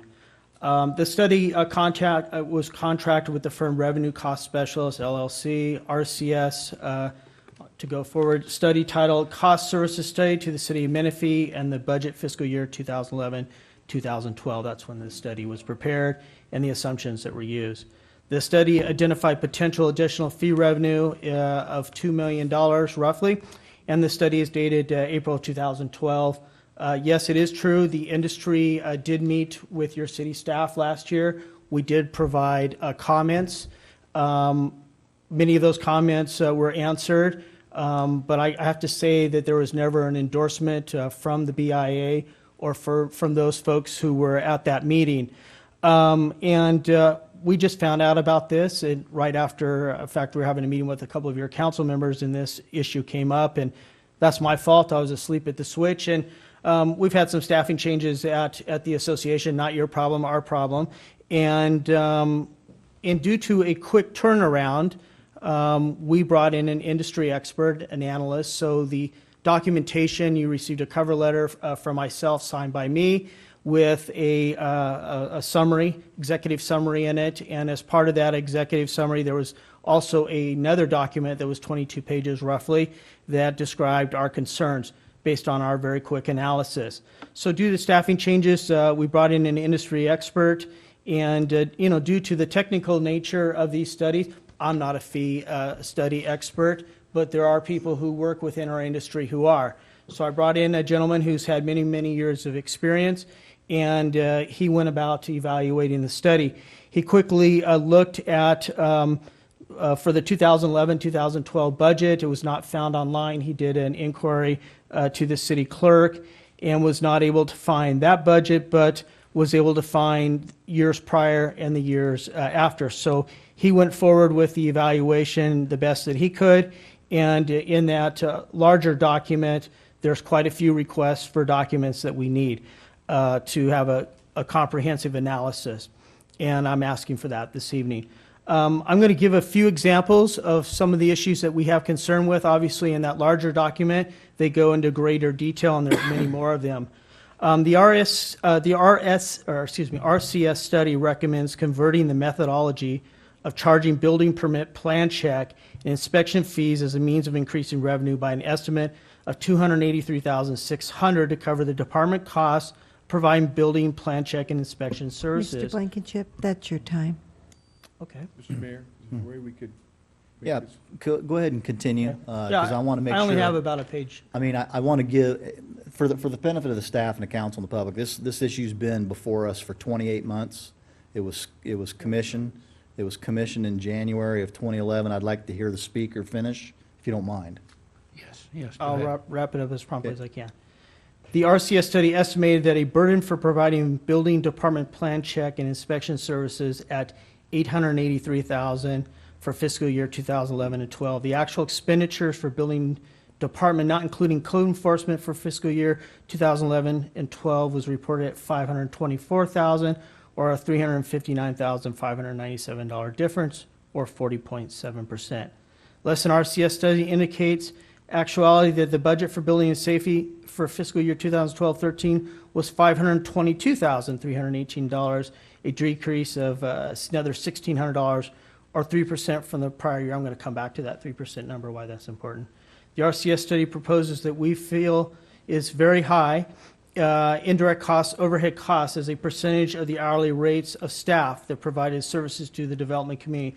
The study applies a percentage rate of 198% to the hourly rate for building and safety personnel.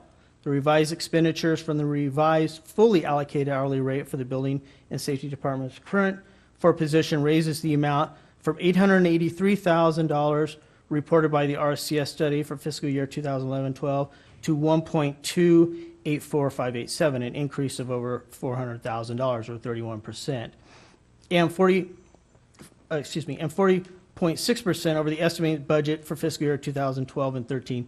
These percentages increase conflicts with the 3% expected from the reading in the statement on page 57 of the budget for fiscal year 2012-2013. Building and safety fee calculations. The Building and Safety Fee Department currently charges fees based upon the actual cost according to a fee deposit schedule. The RCS study recommends converting these services to a fee-based, fixed fees, valuation-based fees, unit count, and select combination of these fees. We could not determine the source that RCS used to construct these costs, used as a valuation for the purposes of calculating the costs associated with attaining a building permit. In another area of concern, it is not clear what services the building permit would cover. For example, the RCS study Appendix D proposes a $27 building permit issuance fee. The application is vague. A permit to replace a hot water heater in a residence may require up to 4 or more separate permits. Would a homeowner be required to pay for a building permit for the earthquake strap, an $83 plumbing permit for the water and gas connection at $133 if it's solar, $116 mechanical permit for the venting, and a $116 electrical permit if the hot water heater is electric or circulating pump is connected? Does a single $27 issuance fee, or is it applicable that each one of these permits would have a $27 issuance fee individually? Appendix D does not address the cost of plan check fees. However, RCS recommends that the new construction plan check fees are calculated as 65% of the permit value. If a builder submits a single set of plans for a housing tract of 30 dwellings, the assumption is that the city will issue 30 building permits plus the electrical, mechanical, and plumbing permits, and will they be required separately? Will the city plan check the single set of plans 30 times or once? Mr. Blankenship, I believe we have your points well taken. Could you Okay. please wrap up your comments? Okay, I will. Essentially, also, there's one more thing that should be addressed. There's a 5% surcharge that will be levied against all building permits, and those dollars will be used. And in the study, it's outlined that $100,000 each year will go towards re-upping your general plan and rewriting your general plan, and that's weaved in there. We have concerns that that might be a special tax. We need more information on that. So tonight, I'm respectfully requesting some additional time. As I said, in the larger document, We outline some of the documents that we still need. For further evaluation, I respectfully request additional time so we can do that and get the answers to these questions. Thank you. Is there any questions from council of the speaker? Thank you, sir. Thank you. Madam Clerk, are another speaker for this topic agenda? No, sir. Okay. I would like to add, I am going to take the pleasure of taking the lead on this just for a moment because I have had discussions with Mr. Blankenship and staff about this for a couple weeks now. And for a couple reasons, I'm going to ask that the council consider a continuance to a date certain of June 18th and have it be agenda item 11.1. The reason why I would like to have a continuance of this hearing is because I made a commitment to him to give the industry a little bit more time, a couple more weeks. I was originally going to only give him till June 4th, but because I have to go out of town on June 4th, the next meeting is June 18th, and I want to be here for this to continue this hearing. I don't want to be absent when we have the vote. Is there any? I move. A move for I so continue? move that we move it to the 18th of June. All right, Mr. August? Is there a second to that? Second? All right, we'll take additional discussion. There's a motion and a second on the floor to continue this hearing to June 18th. Mr. August?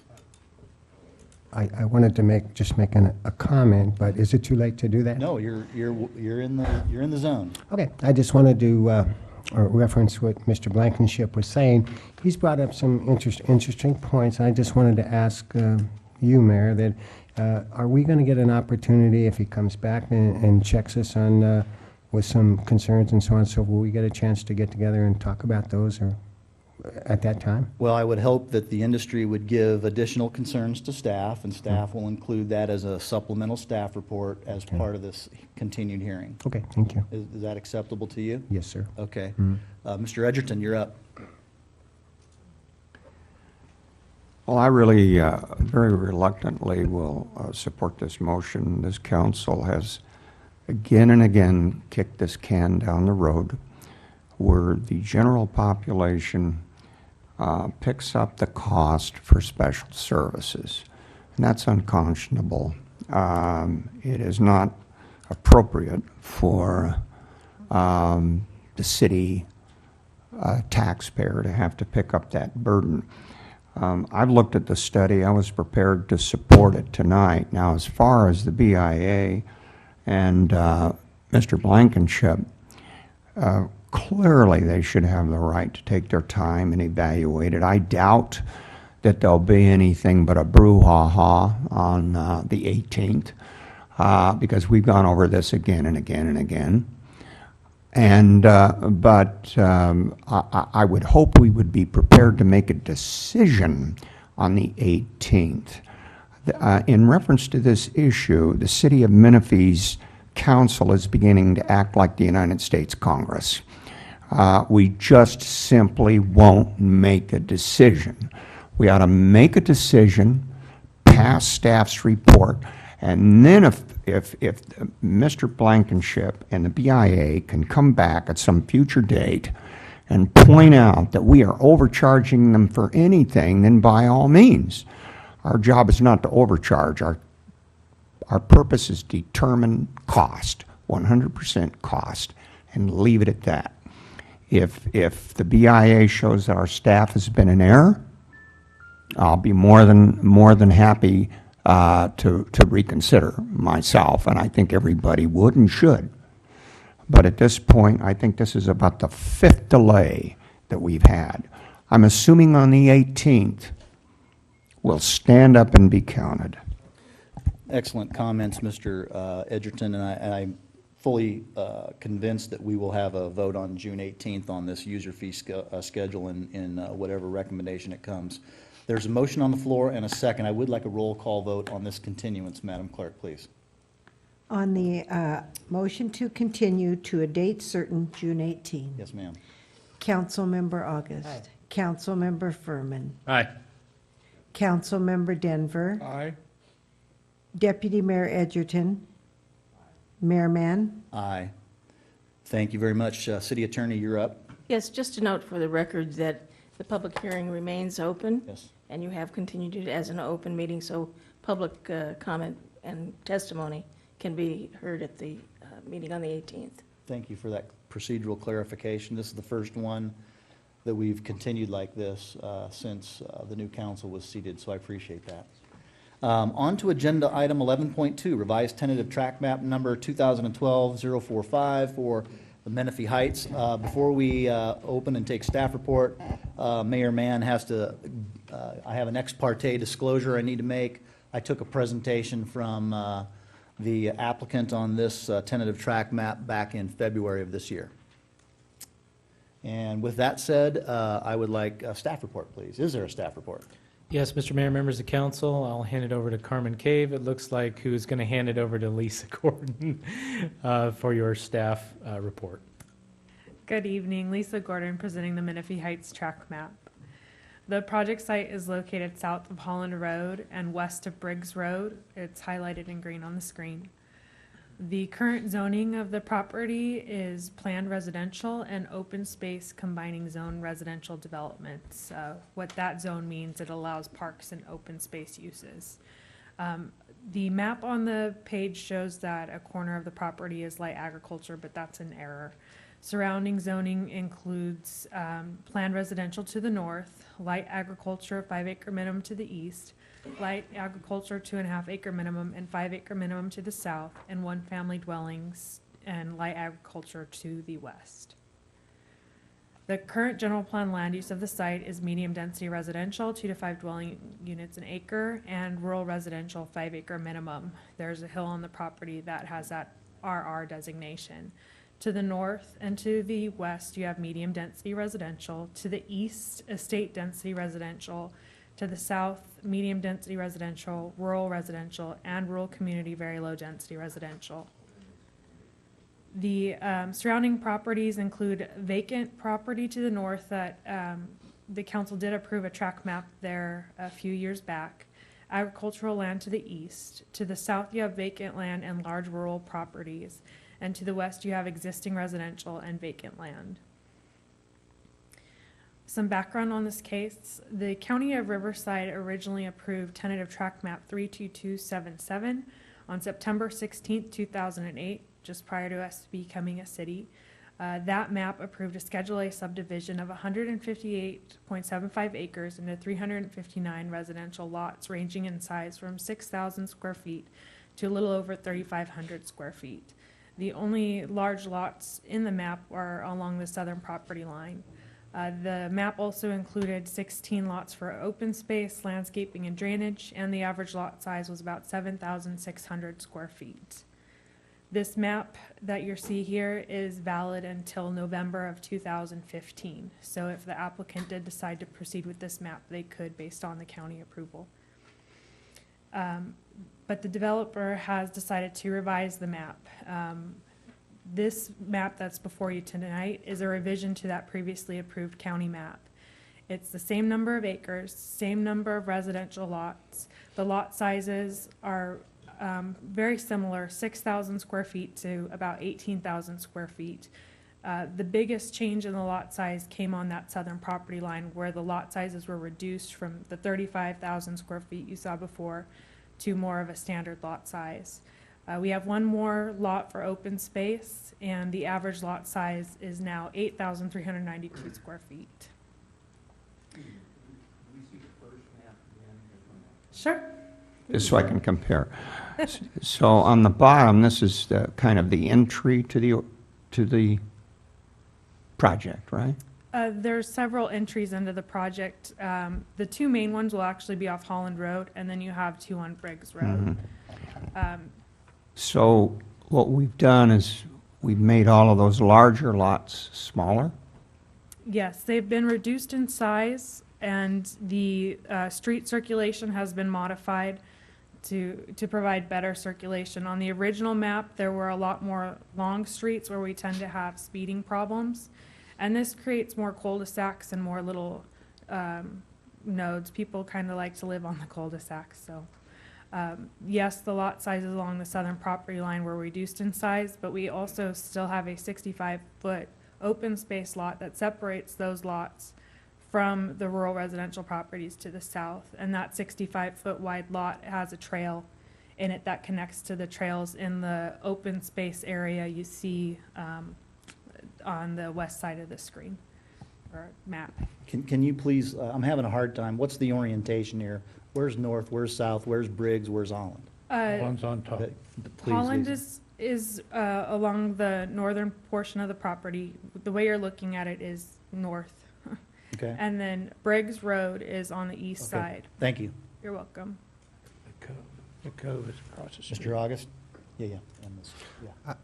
Question. I think I'm under the misimpression of something here. The big lots, can you go back to the big lots, please? Okay, those are the ones that are on the south side? Mhm. On the south. There's 7 or 8 of them, right? Yes. Okay. Are you saying those are 35,000 square foot lots? About that, yeah. Okay. And you're saying the revised plan will take them down to 6,000, which is approximately a difference of 29,000 square feet? It doesn't take them as low as 6, no. 6.5? 6. I think the ones in this area are about 6.5 to 7. Excuse me, other lots have also been shrunken along the top. No, the rest of the lot size primarily remain about the same size. When you look at the ranging in size, even under the original approved county map, the lots were as small as 6,000 square feet. So they've maintained that minimum size on the revised map.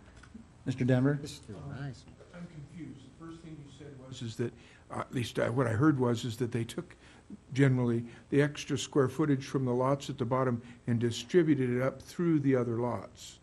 Then the second thing you said was is they changed the streets. And the third thing you said was is that they did not increase lot size in the balance of the tract. They did not decrease lot size. The What lots did they do with what did they do with that extra square footage? with the extra square footage, they were able to move some of the lots away from that hillside to reduce the grading. If you see the hillside on the southwest portion of the site, on the previous map, the cul-de-sacs went farther. There was more extensive grading into that hillside.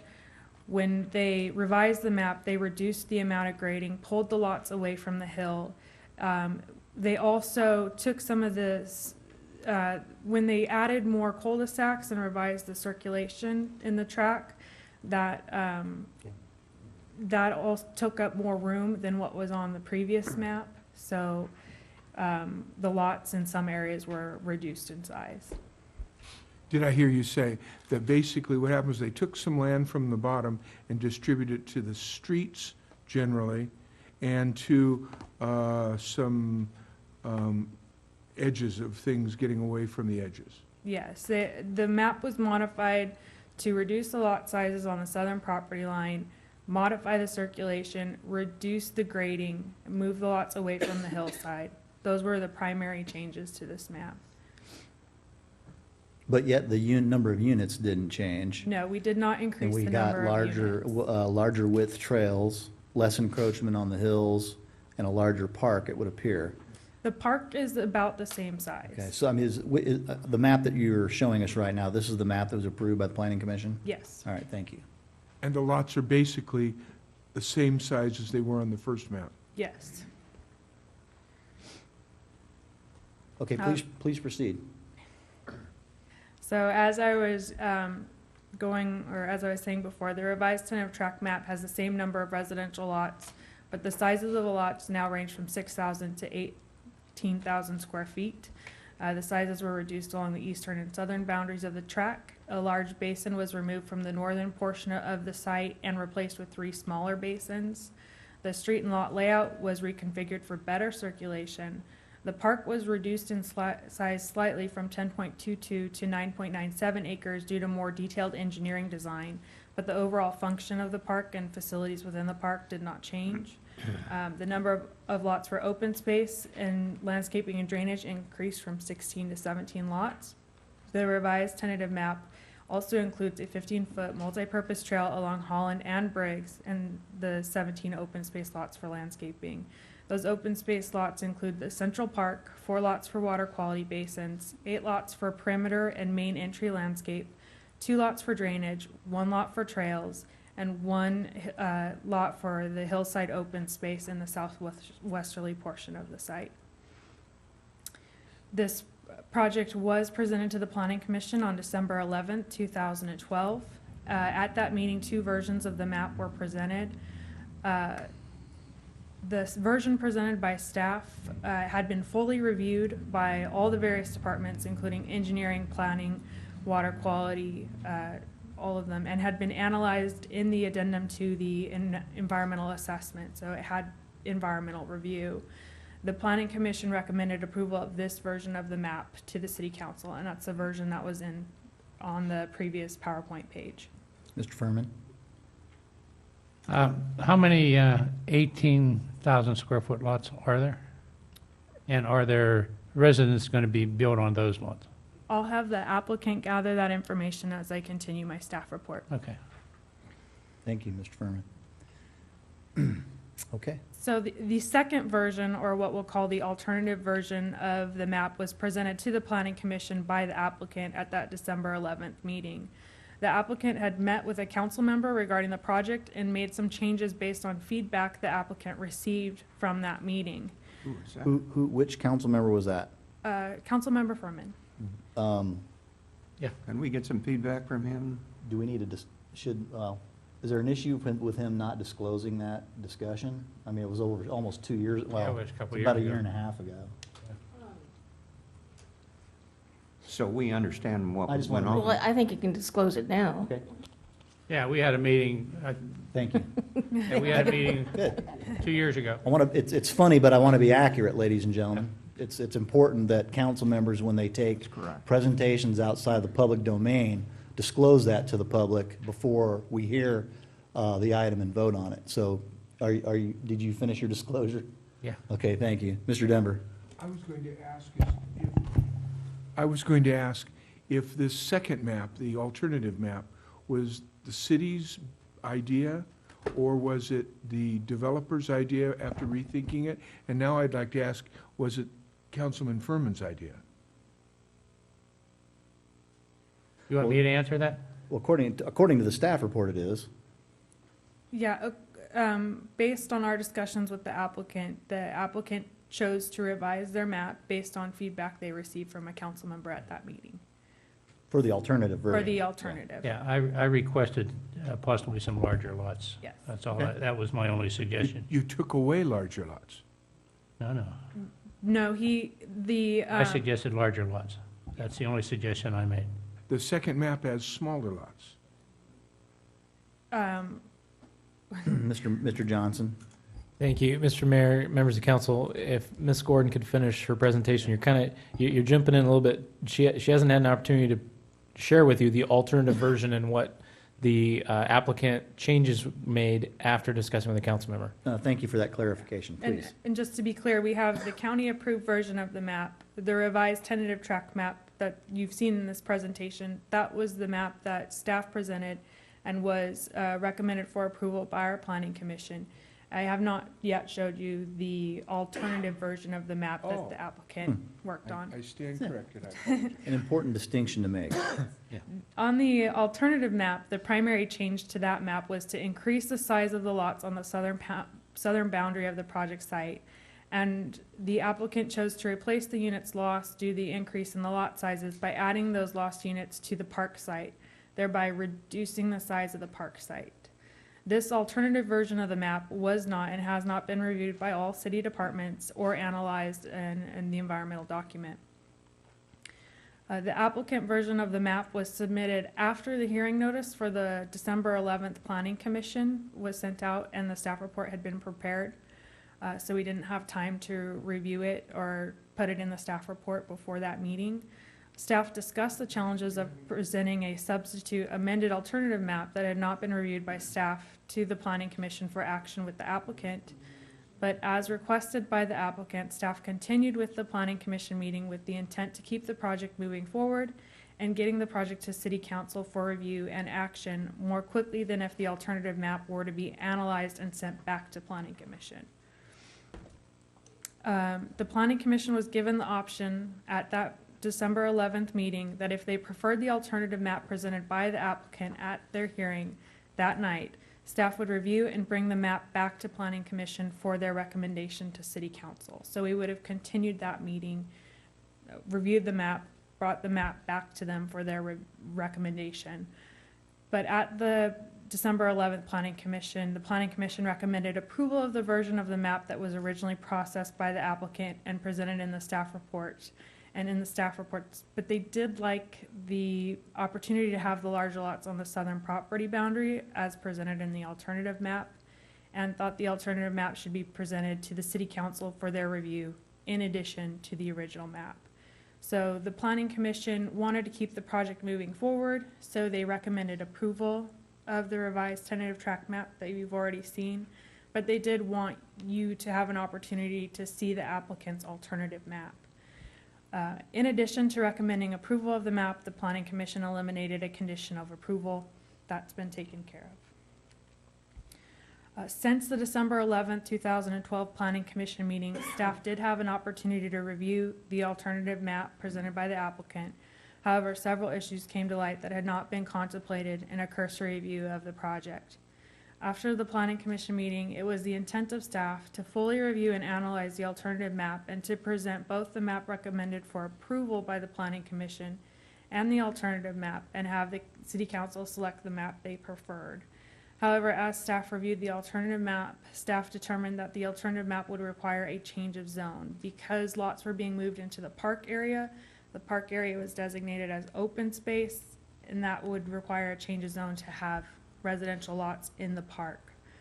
The change of zone applications are required by ordinance to be presented first to the Planning Commission for recommendation to the City Council. So we couldn't have brought you the applicant's map without the change of zone, without going back to Planning Commission anyway. So therefore, even if the alternative map had been fully reviewed and analyzed, the council would not have been able to approve the map and would have had to send the project back to Planning Commission for an initial review of the change of zone application required for the map. Therefore, in order to save the applicant time and additional costs, staff is postponing full review of the alternative map until direction is received from the City Council. If Council selects the version of the map recommended for approval by the Planning Commission, no review of the alternative map or additional Planning Commission meetings are necessary. If the Council selects the alternative map, staff will review the alternative map, review the revised reports, and prepare the necessary environmental documentation and schedule the alternative map for Planning Commission. Staff has concerns with the alternative map. We're not supportive of the revised design. As we mentioned before, lots on the southern property line were increased in size, but the lots were added back into the park. So the park size was reduced to accommodate the larger lots. What's showing on your screen here is the park that was approved on the Planning Commission recommended map. And then below that is the park in the alternative map. And in the park on the alternative map, we have a loss of a baseball field. And we do have comments from Valleywide, and they in their letter they stated that Valleywide is challenged to provide facilities to accommodate participation. They have approximately 500 to 650 youth using fields outside the city, and every additional track generates additional needs for recreational facilities. We also lost a basketball court, and another issue with the design is having homes adjacent to the park. Valleywide has expressed to us that they tend to get a lot of complaints from neighbors when the houses are right up against the park like that. In the version of the map recommended by the Planning Commission, we don't have houses right up against the park, so we won't run into that issue. Increasing the size of 9 residential lots on the southern boundary of the project site to buffer the rural residential uses to the south is unnecessary in staff's view. The map recommended by the Planning Commission included a buffer to the rural residential land uses existing to the south of the site. As I mentioned before, there's a 65-foot wide lot which will contain landscaping and a trail, and that's proposed on the southern boundary of the site. Increasing the size of 9 residential lots along the southern boundary of the project site results in the loss of parkland for the entire community. Because the applicant with bigger lots there, they added the lots to the park site, and we ended up with a project that offered less to the community and parks. Some notes on the Quimby fee. The developer is providing more parkland than would be required under Quimby based on the number of units proposed in the development. However, when the county originally approved the project, a 10-acre park was proposed. The general plan land use of the site is medium density residential, 2 to 5 dwelling units per acre, which allows for lot sizes as low as 6,000 square feet. A lower density development, such as 2 dwelling units per acre, would be more appropriate if the park facilities originally proposed were not included. Impacts on recreational facilities resulting from providing a smaller park for the project would need to be analyzed in the addendum to the AA, including cumulative impacts. We did receive correspondence from the Soboba Band of Lusano Indians. The planning department received a letter from them on May 15th. In the letter, the tribe requested that they be allowed to monitor the project site during grading, and they also asked for a treatment and dispositions agreement between the developer and the tribe. It's fairly standard for tribes in and around the city of Menifee to ask for these conditions. The conditions of approval have been added, and the mitigated negative declaration was also revised, and these revisions are in the council staff report package.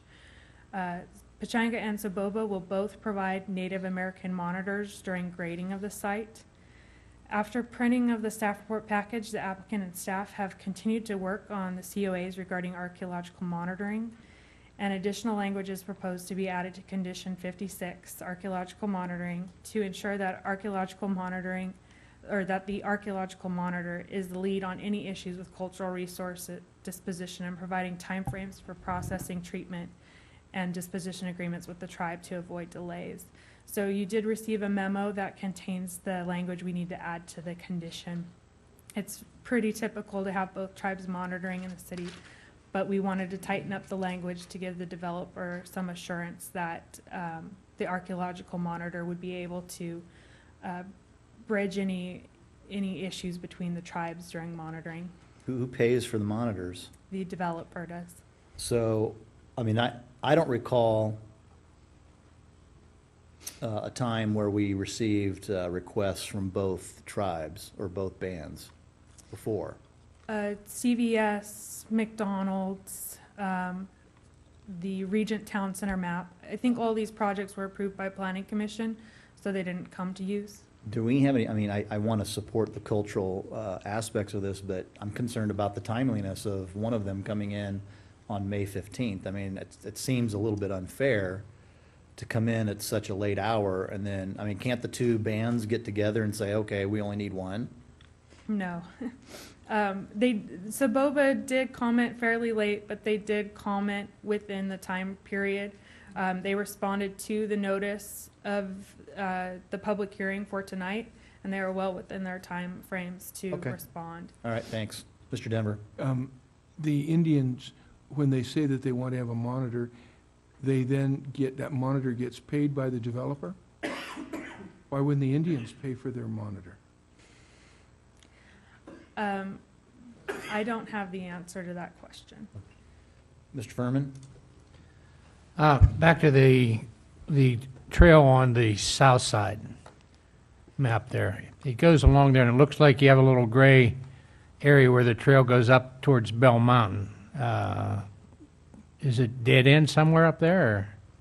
I believe the trail goes up through those hills. I don't know the exact layout of it, but maybe the applicant can get some more information on that for you. Well, if I may, I asked the Trails Committee, the City Trails Committee is pleased with the way this project is laid out, and I know there's a member of one of them in the audience tonight. Maybe they can come to speak to that later, but any other questions before we proceed with the report? Okay. Mr. August? Yeah, I just want to make it perfectly clear. This project was approved in, I believe, 2004. The original track map was approved in 2008. In 2008, okay, all right. Has there been any extensions on the property where? No, an extension has not been needed. Okay. Maps are good for an initial 3-year period, and then our state passed a bunch of automatic extensions that All right, all applied. right. And there's one more pending in Sacramento, I think. Oh, good. Yeah, Mr. Edgerton. Yeah, I share the mayor's concern about this sovereign nation coming in at the last moment. I have nothing against the Indians. Both of my grandparents on my father's side were quarter Indian. I wish I'd have got more of it so I could tan better. But to make history correct, sovereignty was provided the Indians originally so that the government could discriminate against them. And I was more than happy to support this statewide amendment that allowed the Indians to gamble and get some money. I thought it was fair for the way they were mistreated. But I hope at some point we will get over this political correctness and be aware that everybody is an American and forget about this fiction of a sovereign nation. It creates a lot of problems with the police, with development and everything else, and it's a bunch of nonsense. And the problem with people anymore, they can't even spit straight for fear they'll be called politically incorrect. Having said that, I hope people got a feeling of where I'm coming from. Secondly, I have talked to this developer. I never imposed upon him anything he should or shouldn't do other than to find out where he was coming from. He said, we want to put in some bigger lots, which I happen to strongly agree with, and we've been pounding on the planning department ever since incorporation to try to go for quality, quality, quality, and bigger lots. And once again, we're presented with a project that it would appear you have option one, which if you pass, everything will be honey and roses. And if you pass option two, you'll burn in hell. So you have those two choices, which gets a little annoying with me after a while. I'll be interested in hearing from the developer. When I talked to him, it seemed he had some requests that were very reasonable as far as I was concerned. I was prepared to support the developer, but it looks right now that everybody's got him hemmed in a box, so we'll see what goes on. Please proceed. I think you need a cup of coffee. Calm down. You're all right. All right. We are also asking for a revision to the park and landscaping installation conditions of approval. The conditions of approval currently require the submittal of park plans, installation of the park, and installation of landscaping and open space lots prior to issuance of specific occupancy releases. For example, prior to the issuance of the 90th or the 180th occupancy.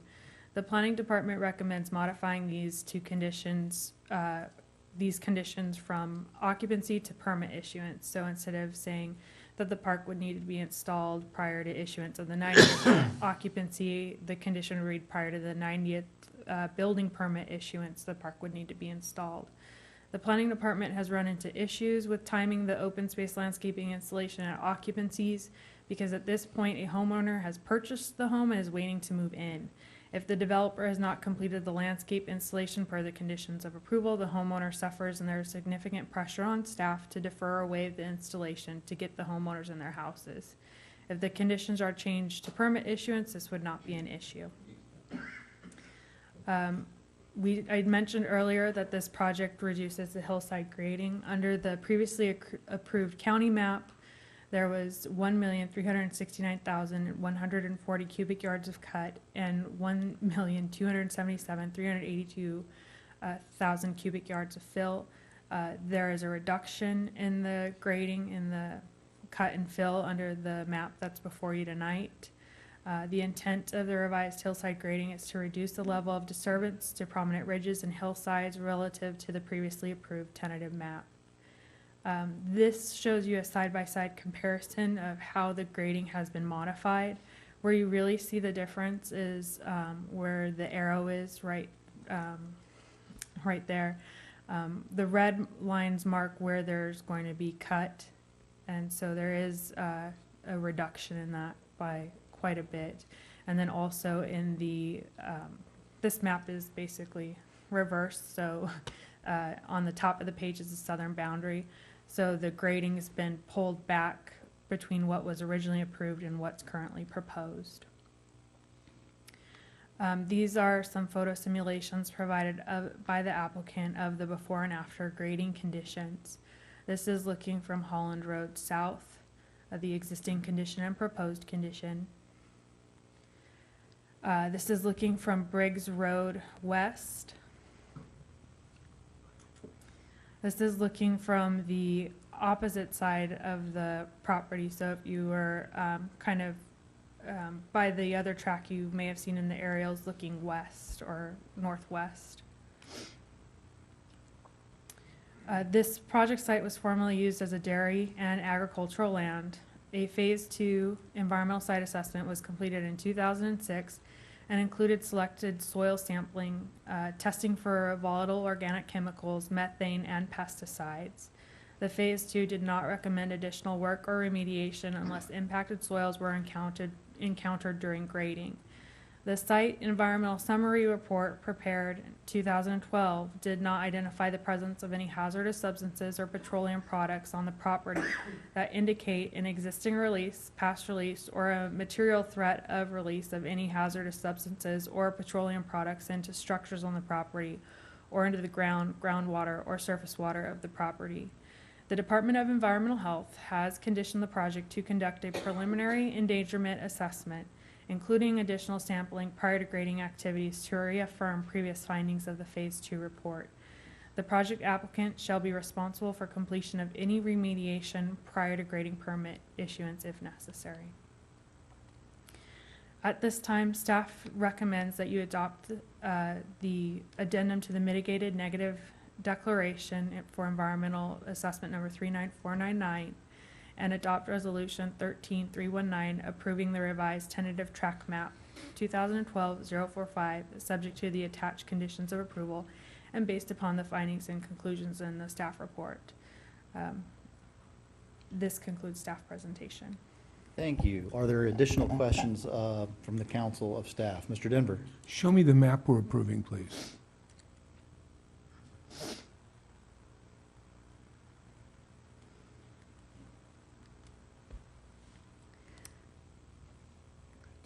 That is the second one we saw? Yes. So there wasn't 3 maps, there was 2? No, this is the county approved map here. This is the map that was recommended for approval by the Planning Commission and the map that staff recommends approval of. I have not provided you a full-sized exhibit of the alternative map, but I believe the applicant has a copy. If you want. Are we approving the alternative map that we don't have? You would not be able to approve the alternative map. If you did want to, if you were supportive of the alternative map, That we haven't seen yet? you would have to send that back to Planning Commission. The I'm changes- confused. I sure would like to hear from the developer. Well, we'll have that opportunity here shortly. Mr. Furman? Is the map with the large lots have the least grading?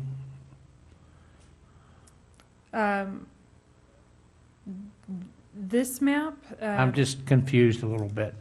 Which has the least grading, the one with the large lots or the one with the smaller lots on the south side? well, the county map has the large lots as well. That has the most grading.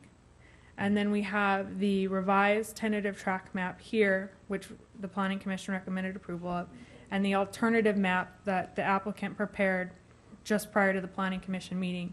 They have basically very similar amounts of grading, because the only thing that changed was making the lots on the southern property line larger, and then moving the lots that they lost by doing that into the park site. Mr. Johnson?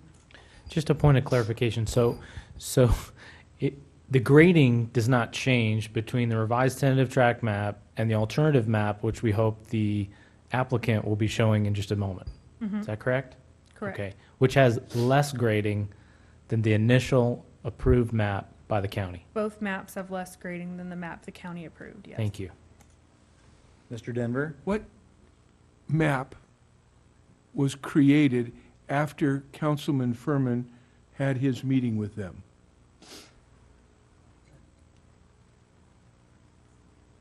You see here, we have the map on the bottom. Again, the only changes were to, Is that the revised tentative, it's the alternative map. the one we haven't seen? Yes. The alternative map, it just made the lots larger at the same size they were on the county map. And then the lots that they lost by doing that, they added into the park site. So we end up with this park configuration and the same lot configuration as the county map for those lots on the south property line. Mr. Johnson? Thank you, Mr. Mayor, members of the council. I believe staff was put in an interesting position of bringing forward to you a map that was approved by the Planning Commission and also discussing an alternative map that the applicant has. And we would hope the applicant is ready to share with you and hear from them on their alternative map. And then you can see the difference between the one that was approved by Planning Commission, which staff is recommending because it went through all the processes, and the alternative map, which the applicant would like to share with you tonight. Okay, I understand. I understand the presentation and all the questions. I'm just curious, and maybe this is not a question of staff, but I'm going to throw it out there. This was approved by the Planning Commission on December 11th. This is May 28th. Why has it taken 5.5 months to get to the City Council? I mean, there may be a very valid reason. Maybe it may be economic driven. It may be the applicant not wanting to move forward. I guess, you know, we wanted to change the culture here at City Hall to move things along. I believe this, and if you can step in, Mr. Johnson, this particular applicant, if I'm not mistaken, filed for a plan check back in March of 2012 and didn't even get to the Planning Commission until December. So I want to make sure that we're doing the right thing here, and the adjustments that we've made on staff since December are actually working, because this suggests that there's still delays, and I don't know what those delays are. Mr. Johnson.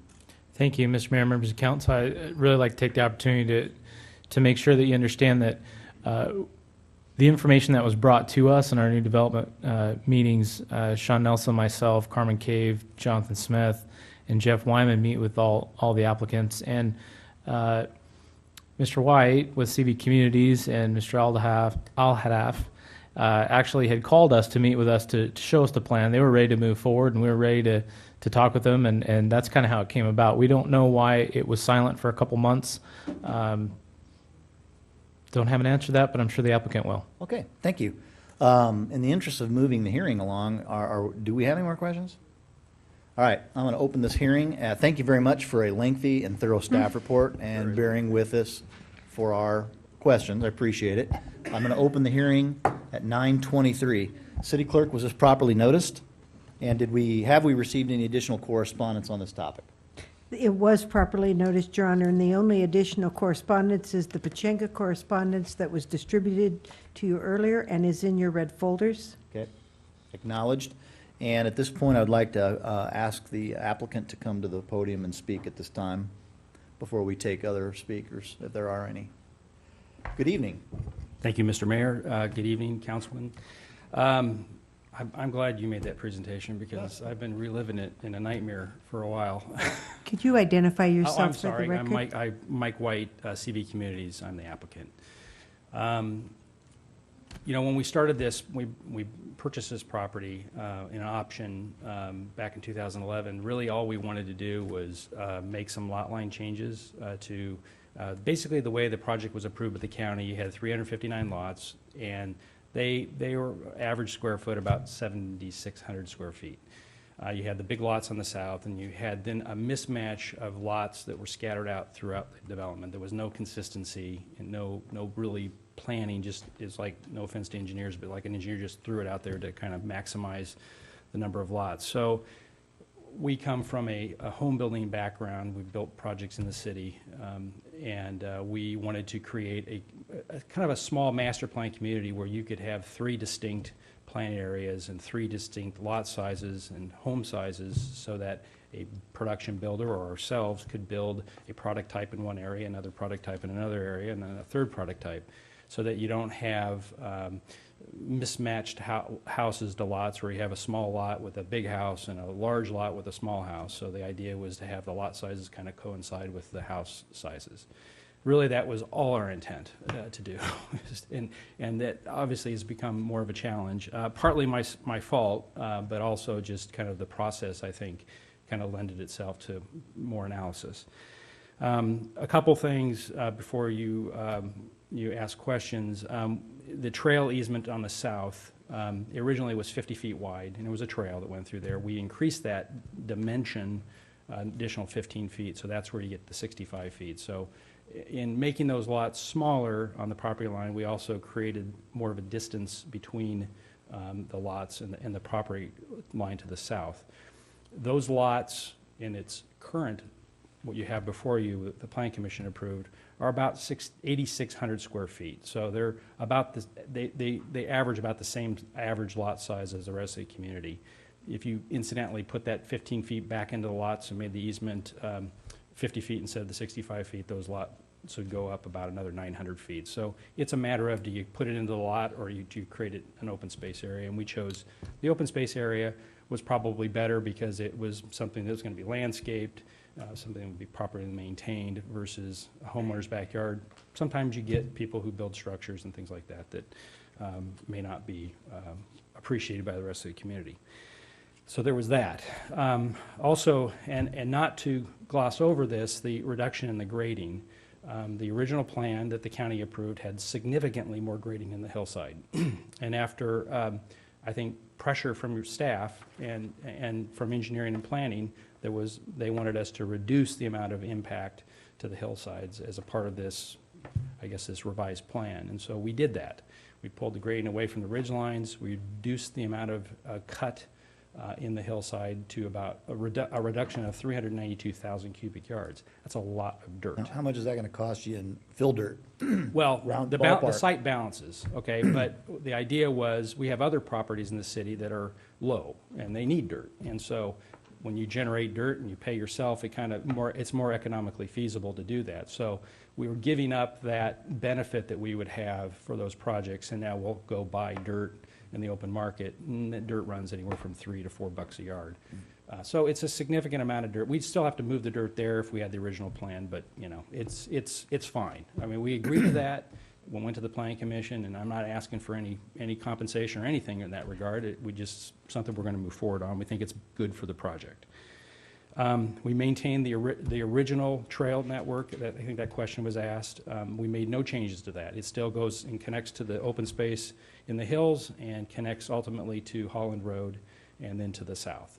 And I think the Trails Committee was happy with that, and people expressed that happiness at the Planning Commission. In fact, there was absolutely no opposition to the project.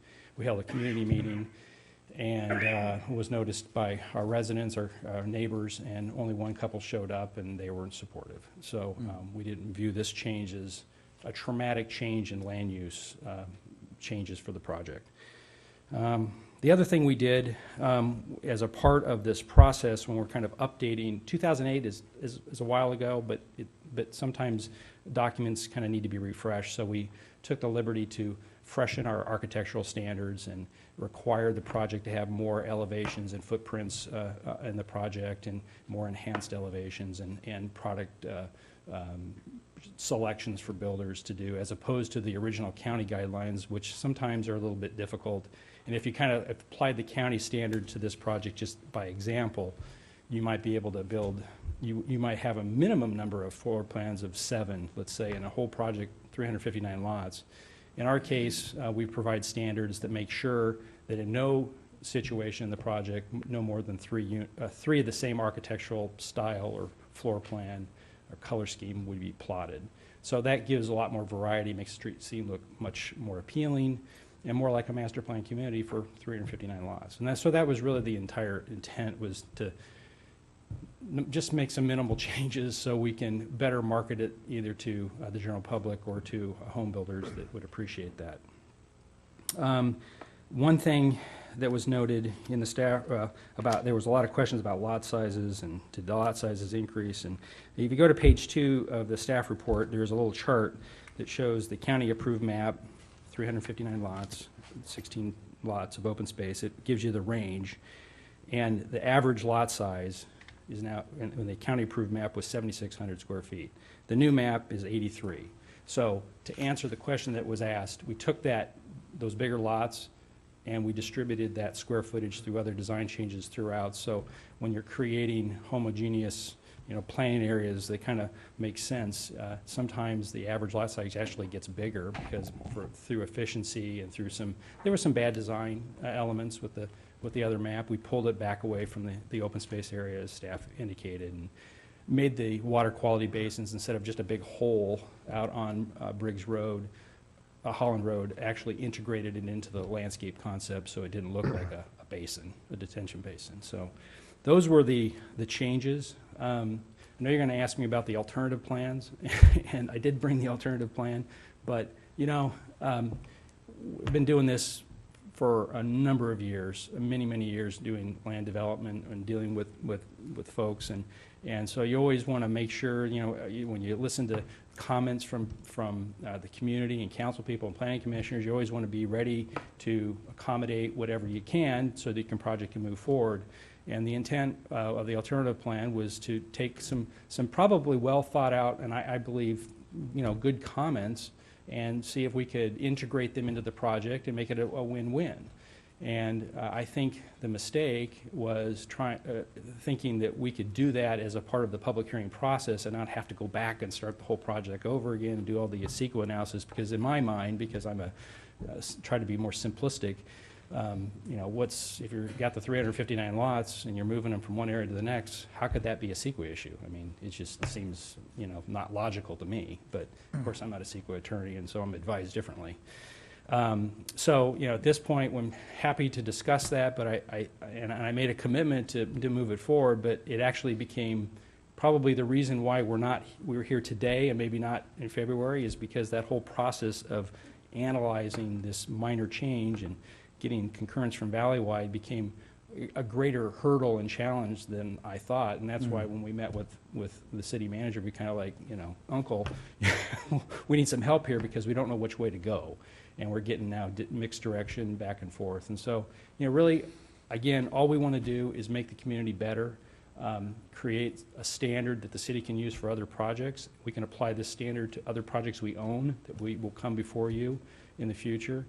And so, we just want what's best for the city and, for the land plan itself. So, that's the end of my comments. I'm here to answer any questions you may have, and you can beat me up as much as you want. Thank you, Mr. White. Mr. August, you're up first. Yeah. Mr. White, do you absolutely think and are convinced beyond a reasonable doubt that tentative track number 2 is the best track for the city of Menifee? And let me make a follow-up point here. And in your opinion, do you see any significant benefit in one map over the other from the alternate or tentative track number 2? And wouldn't the tentative track map save 2 acres over the alternative map? And what premium do you put on for the community over the 2 acres of increased park against the reduced acreage of the tentative track map? Do you understand that question? I think so. Yeah. But let me take a stab at that. You asked, the first question you asked is, do you think the plan is the most superior plan? And I will say yes, I do, because it was the original map I submitted. I mean, it was what we wanted to do. It's what we submitted for. It's what we worked hard to get to that point. Does that mean that there isn't an alternative out there that might be better to some and not to others? Absolutely. I mean, this is, land planning and development. It's all a very fluid. It's a very engaging process, and so others may bring better solutions. I was willing to sacrifice 2 acres of park because I didn't think it was fair, to be honest with you. I didn't think it was fair for me to lose lots, when all I want to do is change some lot lines, but I can go back and build the bad plan all day long. I mean, I have the right to do it, but I didn't want to do it. I want to make it better. So, in my mind, I think, plan number 2, or as proposed, is the superior plan, because it was what we always willing to do. But I was willing to make adjustments to accommodate what the desires of the community would be. I just want to make my final point with you. As far as the council goes, my preference would be for the increased acreage in the parks and not to the increased size of the lots. Okay, I appreciate that. Thank you. Mr. Edgerton? Well, I'm a little surprised because we spoke for, now we've got alternative map concerns. If my memory serves me properly, when you presented it to me, it was alternative map is the superior way to go. And I was inclined to agree with you because, once again, my concern about this housing track is it's a lot of ticky-tack. We're going to have small lots, small houses, more traffic, more cars, more problems on Newport, and more problems on Scott. And I much prefer upgraded developments. I know the money's here. I know the market's going there. Today was a home run for the housing market, a home run for the stock market, and we're headed in the right direction, and we build more ticky-tack. I'm sorry you're backing off. I would have rather seen the whole project on a higher scale. 6,000 square foot lot. We've got nothing but acreage and acreage and acreage out here, and we build these little ticky-tack lots. Sorry to see that. I really am. Mr. Denver? Let me see if I understand. You had a map that you already had permission to build. Yes. And that was done in 2008-ish. You wished to upgrade it, modernize it, make it not ticky-tack. You wanted to make it more attractive as you saw Menifee becoming. So you came up with the second map. One or two maybe council people came to you and screwed it all up and said, why don't you fix this, do this, do this, do this? And then the people like Valleywide and the city of Menifee and some legal things said, no, no, no, there's problems here, problems here, problems here. So now we're not even going to see that map. We're going to go back to number 2, which is the one that you did that was the upgrade. Is that basically the thing? No, and because I think you characterized as others screwing up my project, and that is not true. I mean, I don't view as input from council as anything but just legitimate concerns. I mean, I may not agree with Deputy Mayor Edgerton, but I do respect his opinion, and same with Councilman Furman and with you and everybody else. If I may, just a clarification is in reference to our meeting. I didn't suggest you make any Absolutely not. modifications. You No, gave no. a presentation to me and said, this is why you would prefer the following to upgrade your project. I agreed with you Well, and said I would support the upgrade. Yeah, and in due respect for that meeting, these lots in the park and all that kind of stuff weren't even they were hadn't even been formulated yet. We were talking about increasing the design guidelines and actually not, the idea of ticky-tack lots is, there's 6,000 square foot lots. A lot of people think that's just too small, and in some cases it is, but in this case, we thought we were taking a less superior project, and by creating planning areas would actually make it a better project. And I've had the luxury of building a master plan community in the city, Heritage Lakes, for a number of years when it was in the county and then when it was in the city. And the same methodology in terms of lot size progression and house size progression was applied there. And if you look at that project, I think I would challenge anybody to say that that isn't a solid community. I mean, it has its issues just like any place else, but it was well planned, well thought out.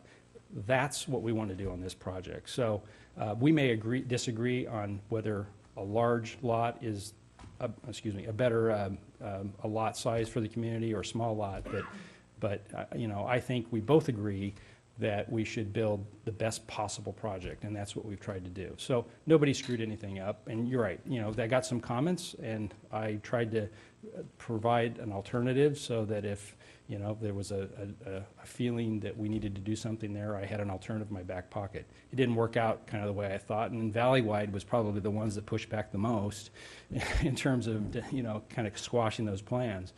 And that's fine. I mean, the Valleywide has changed management, and I know that the people that were there before, you know, we were able to make those kind of changes, but now they're doing things differently, and so we have to respect that. So. Okay. It's a tough one, you know. I've been doing this a long time, and you know, I want to just move on with the project because I think that we've kind of done everything we can do at this point. Mr. Denver, you still have the floor. Are you finished? Thank you. I just want to defend the issue of ticky-tack. It seems to me, what might be the sales price of these homes? Well, you know, when I had the Planning Commission meeting, I wrote down some figures, you know, $300 to almost $400, you know, $400,000. Right. But it doesn't, you know, that's 6 months ago. We are seeing a dramatic change in the marketplace right now. I would venture to guess that in the next couple of years, when houses are actually for sale, you're going to see much higher sales. 500,000 and up. Oh, you know, it's hard to speculate, but it's certainly not going to be, you know, in the low 200 to 300,000. I mean, not ticky-tack in anybody's mind. No. Second thing I wanted to say is that maybe the lesson learned here, if we end up voting on this, is for city council people to keep their nose out of some of these projects. You know what? I always do think it's a part of my process of getting a project approved to reach out to council people to get their input and see what they think. So. I don't view it as anybody, you know, putting their nose in. It's more me going and saying, hey, what do you think of this? You have any ideas? And so I respect that. I mean, we may not agree on things, but I respect the process and hope to continue to do it. I mean, I look for you. You're the city fathers, and so you're directing to us kind of what we should be doing. And the only way to know is to talk and ask. Mr. Furman, you're up. I get the feeling. Listening to you talk that you're actually compromising on what you really wanted just to move your project forward in some way. And this is how I feel. You know, I was ready to support the bigger lots, but you seem to be saying let's move the project forward, let's get approval, and let's get going on whatever we can agree on. Is that kind of how you feel? At this point, I think to have to go, you know, I think originally we thought that we wouldn't have to go back to Planning Commission and this thing could be handled at council, but, you know, things changed and there's more Valleywide input than there was then. So I think, you know, that I don't want another 6-month delay in going back, and, you know, I think it's a good project. I thought it was a good project when we submitted it a year ago. I still think it is. I was willing to make some changes to make it better. But I don't think I even have all the support for that anyway. So I think unless, you know, we've done a lot of other major things that are benefiting this reduction in grading, you know, is big. And you know, I think that's probably more important than having half-acre lots in an area that, you know, I mean, I talked to the property owner to the south. He doesn't really care one way or the other. Sorry, since I still have the floor. Mm-hmm. There was a question I asked earlier that was directed to you on the number of 18,000 square foot lots. Did you come up with something there? Well, I looked, but, you know, it's kind of like off the cuff, thank you. Take a guess. I don't think there are very many, but I think, you know, but when you have a minimum of 6 and you have a maximum of 8,600, you're going to have, you know, half the project's going to be above 8,600 square feet. So you're going to have some larger lots, 10s and 12s. And Are those going to be built on, though? Yeah, and some of it's slope. Granted, this is slightly hillside, so Yeah, some of it's okay. slope, but. All right, but they're big thanks. lots. Deputy Mayor Edgerton? Yeah, I would agree with Councilman Denver. You don't want council members going to developers dictating to them what they're going to do, this or that, other than as a broad policy. This developer, as they usually do, gave me a call, said, I want to make a presentation. I'm not going to turn him down. And I'll continue to see developers. What I hope we don't see, if we finally get across to the development community that we're looking for quality, quality, quality, because that's what's in the best interest of this city, that's what's in the best interest of the taxpayer, and that's what's in the best interest of the home prices in the city of Menifee. And what I would not want to see is roadblocks put in front of a developer who comes in and says, I'll build a quality project if we can open doors for him. What I have seen from, and this is just my perspective, one person, what I have seen from the planning department in this city, in my opinion, is a bias toward ticky-tack and smaller lots. I even observed the defense of why we should go from 20 units to 24 units. And defending that kind of thing is, in my opinion, is opposite of what the broader community wants to see. And with all due deference, sir, I got the same feeling that Tom Furman got. It kind of reminds me, you kind of acted like a schoolboy chum who gave me a call and said, hey, Wally, come on over here, I want you to see this. Can you support this? Sure. And then you come back to school and you change your mind, and it looks like you're kind of afraid somebody's going to beat you up if you don't stay with the way things are. And so I encourage you talking to council people. I want to make sure that if it's a quality development, the final decision is made here with 3 votes, not with the planning department. Thank you. Okay, we're going to move this thing along. I have just a couple questions. It seems to me like the change of the zone was a game changer in terms of the alternate map and sending it back to the planning commission, getting the zoning changed, and then having the alternate map either approved on that same night or another planning commission. Then it brings it back to the council. Given the market conditions that are going on in the city right now, and with the economy turning the way that it is, this project's already been 14 months in the pipeline. I'm not willing to, well, I would not be willing to necessarily delay this anymore, but I think we as a policy-setting body and staff needs to maybe look at the process to provide some more flexibility in the procedural aspects of this to make these things go a little bit faster. So, with that in mind, I believe, okay, let's move this along. Mr. August, do you have another question for the applicant? Just wanted to make a, well, no, I don't need to make a comment. Oh, you can do it when we get ready to vote. Okay. Okay. City Clerk, did you have something to say? There are speakers or Yeah, other thank you. testimony. Okay, Mr. White, thank you. We'll take those other speakers now. Please call the first speaker. Rick Croy.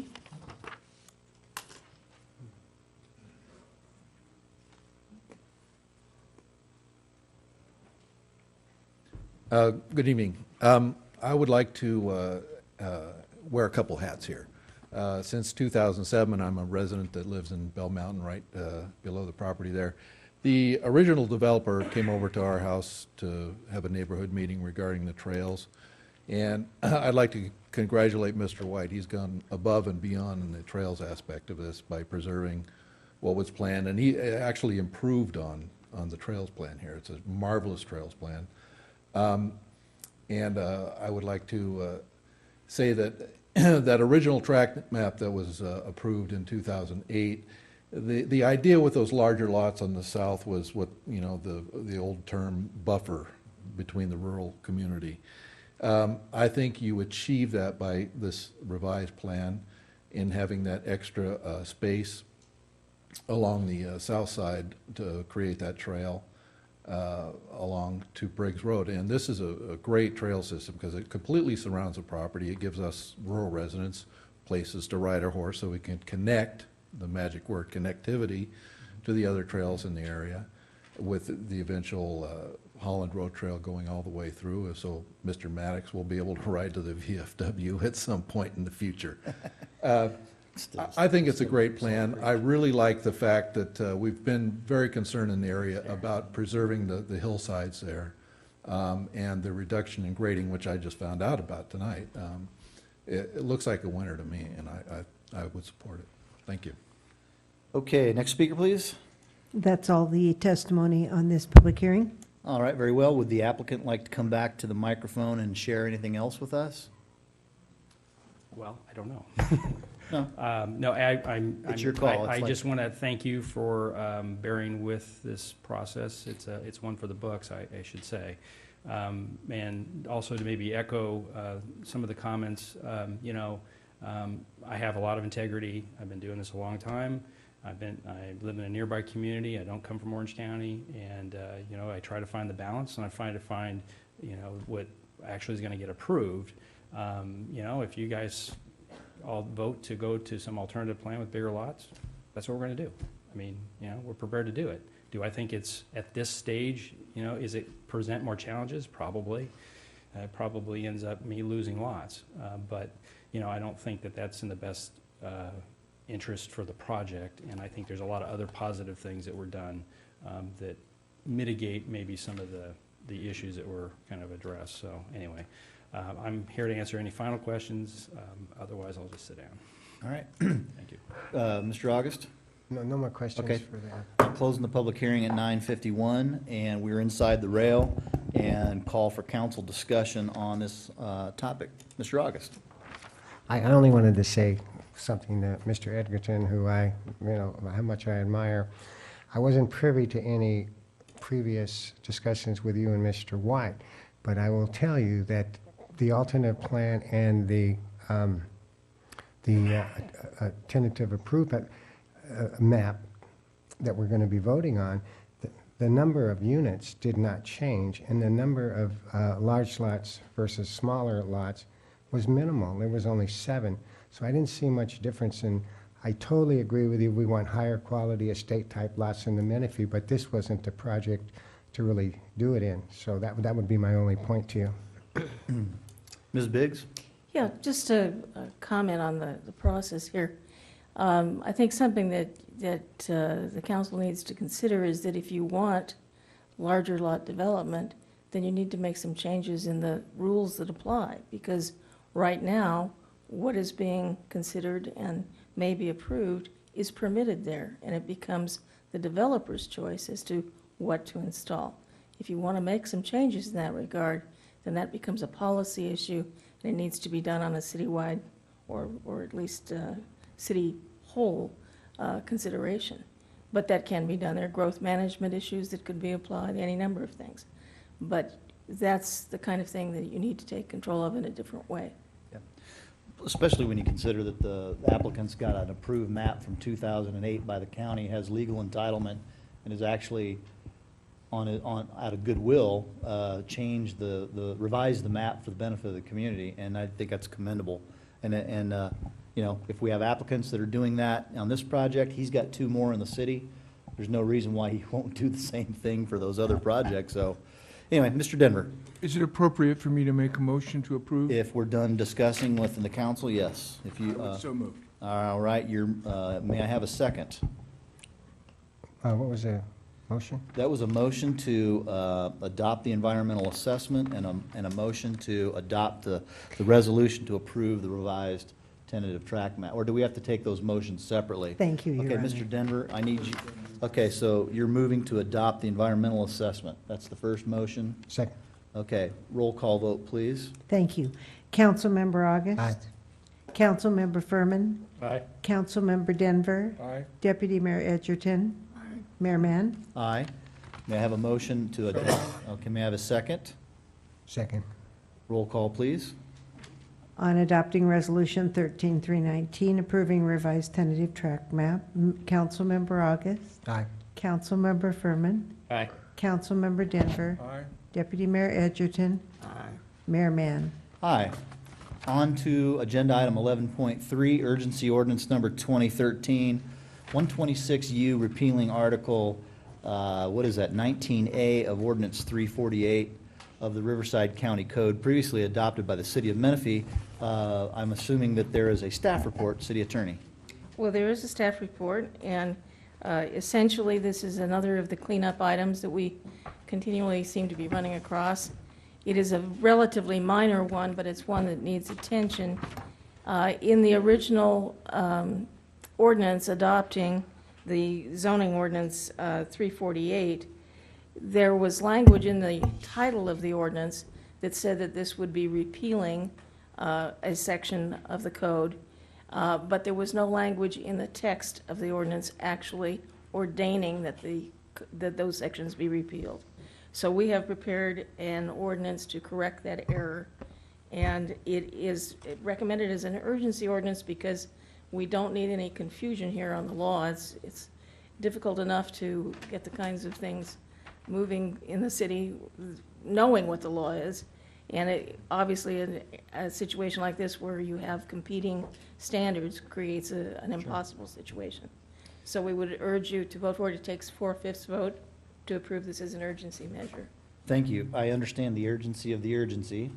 And so I will open up, are there any questions? I'm sorry. Are there any questions from the council of staff? Hearing none, I'll open the public hearing at 9:56. Was this properly noticed, and have we received any correspondence on this urgency ordinance? It was properly noticed. We have not received correspondence. Do we have any speakers on this item? We have no testimony on this item. I'm closing the public hearing at time 9:57. And may I have a second? Second. Roll call, please.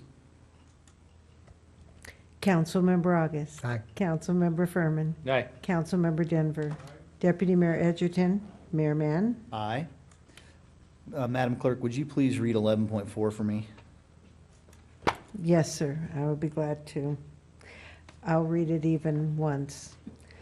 Ordinance number 2013-123, amending certain provisions of ordinance 2009-66 to correct clerical errors and errata appearing in that ordinance, and to readopt by reference certain provisions of the Riverside County Code previously adopted by reference by the city of Menifee.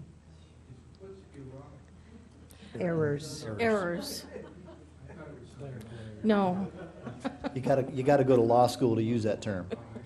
Are these mistakes you made, dear? Is this the clerical errors that we're talking about? Are they mistakes I made? Sir, I don't make those kind of mistakes.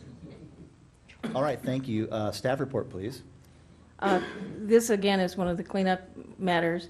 It is coming to you as a public hearing because it involves adoption by reference of the various documents that are involved.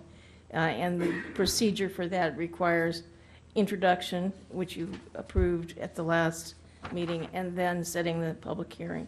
So that's the reason it's a public hearing. Understand. Okay, so did you catch that one? This is a second reading, but because it was adopted in incorporation by reference, we have to do a public hearing on it. Bingo. Okay? Is that correct? Exactly. All right. So I'm going to, are there any questions of staff? Hearing none? Yeah. Okay, Mr. Furman. What are the errors that we're correcting? This is the one where there was a page number that was incorrect, or not, I'm sorry, ordinance number. Oh, the It was ordinance numbers and the incorrect, numbers and it back was, and it forth. was just a typo. Yeah. But we've now corrected it. Okay. So. That's what I thought. Okay. I'll open the public hearing at 9:58. Madam Clerk, was this properly noticed, and have we received any correspondence on this item? It was properly noticed. We have not received correspondence. Do we have speakers? We have no speakers on this item. Very well. Closing the hearing at 9:59. So moved. May I have a second? Second. Is there any discussion? Hearing none, roll call, please. Roll call vote. Councilmember August. Aye. Councilmember Furman. Aye. Councilmember Denver, Deputy Mayor Edgerton, and Mayor Mann. Aye. All right, congratulations, everybody. On to agenda item 12.1, city manager, or is there a staff report? Yes, Mr. Mayor, members of council, we have a brief staff report from Terry Willoughby regarding the DIF fees that we are in the transmittal agreement with the County of Riverside.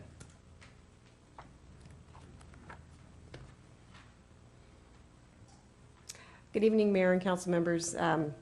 County of Riverside, prior to the city's incorporation, collected development impact fees, also known as DIF, within the Sun City Menifee area plan, which is they refer to as Area 17.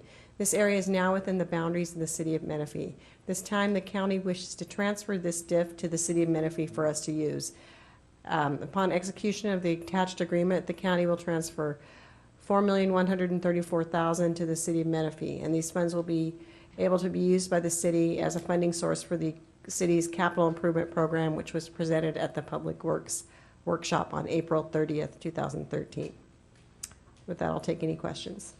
Are there any further restrictions in that? I mean, there, of that 4.1, first of all, thank you for, this was on consent to begin with, but it's such good news that it needed its own airtime.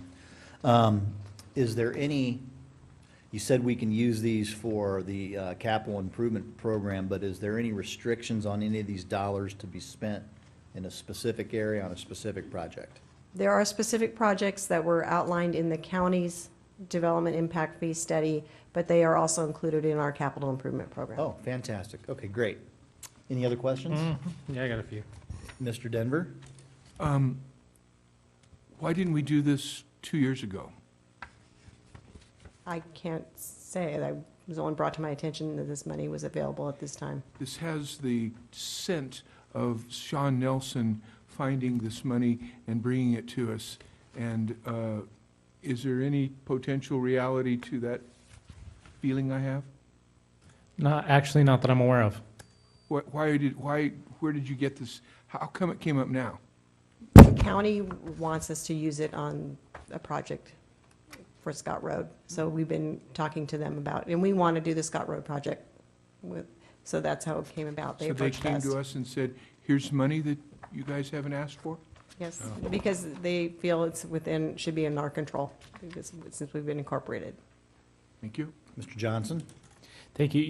You bring up a very valid point. There may be other DIF monies out there that we have not identified yet that we will be going after to ensure that they're under our control. This could have stayed with the county, and the county could have been the lead on Scott Road. We obviously prefer local control, so we want them to transfer the money to us so that we have control over the project and the funding. Before you go, Mr. Furman, and then Mr. Edgerton next, in answer to your, I remember we discussed this when I was on the council before. Mhm. We directed Mr. Harding to work with the county to identify all funds that the county may still be holding on to. And yeah, I echo your sentiment. It would have been nice to have had this before, but here we are now. I don't think we should say no to it. And to follow up, I have asked the county to provide an accounting of all funds that would have been collected in our 2 area plans, how much has been collected and how they were expended. Okay. I used to work for the county, so I have some inside poll that I can Excellent. get some. All right, Mr. Furman, you're up. Under AB 1600, there's a stipulation right here that says all fees, revenues that have been collected, okay, within 5 years, and in 5 years, if they have not been expended, there must be a report and they must be identified. Now, we're at 5 years. Now, I think we can hold the county's feet to the coals to see where all this money is. Correct, and that's why I've made the request. They are, Yeah. as you remember and recall, I bring to the council every year what we have collected as a city in our DIF and how it's been expended. They have the same requirement, so we will be working with the county. Yeah. I also want to make a notation in the stuff you got on today. You have a report, and there's 6 different areas where your fees are to be spent: public facilities, fire, transportation, regional parks, multipurpose trails, and libraries. All right.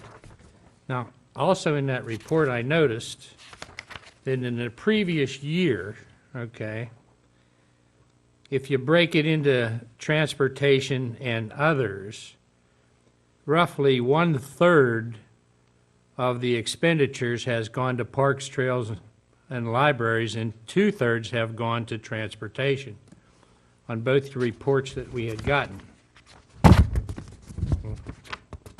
on both years. They both come out to about 2/3 for transportation, so I'm kind of anticipating that there's still another $1,300,000 in dip fees that should be coming our way, just using that analogy. So, Go ahead. yeah, the report that I asked you to get might clarify that fact, since their 5 years is up, and they must identify all unused funds. So hopefully they find more, since roughly before we became a city, in the 8 or 10 years, they collected over $40 million in dip fees, and I don't see much of it that was spent in Menifee. Mr. Edgerton?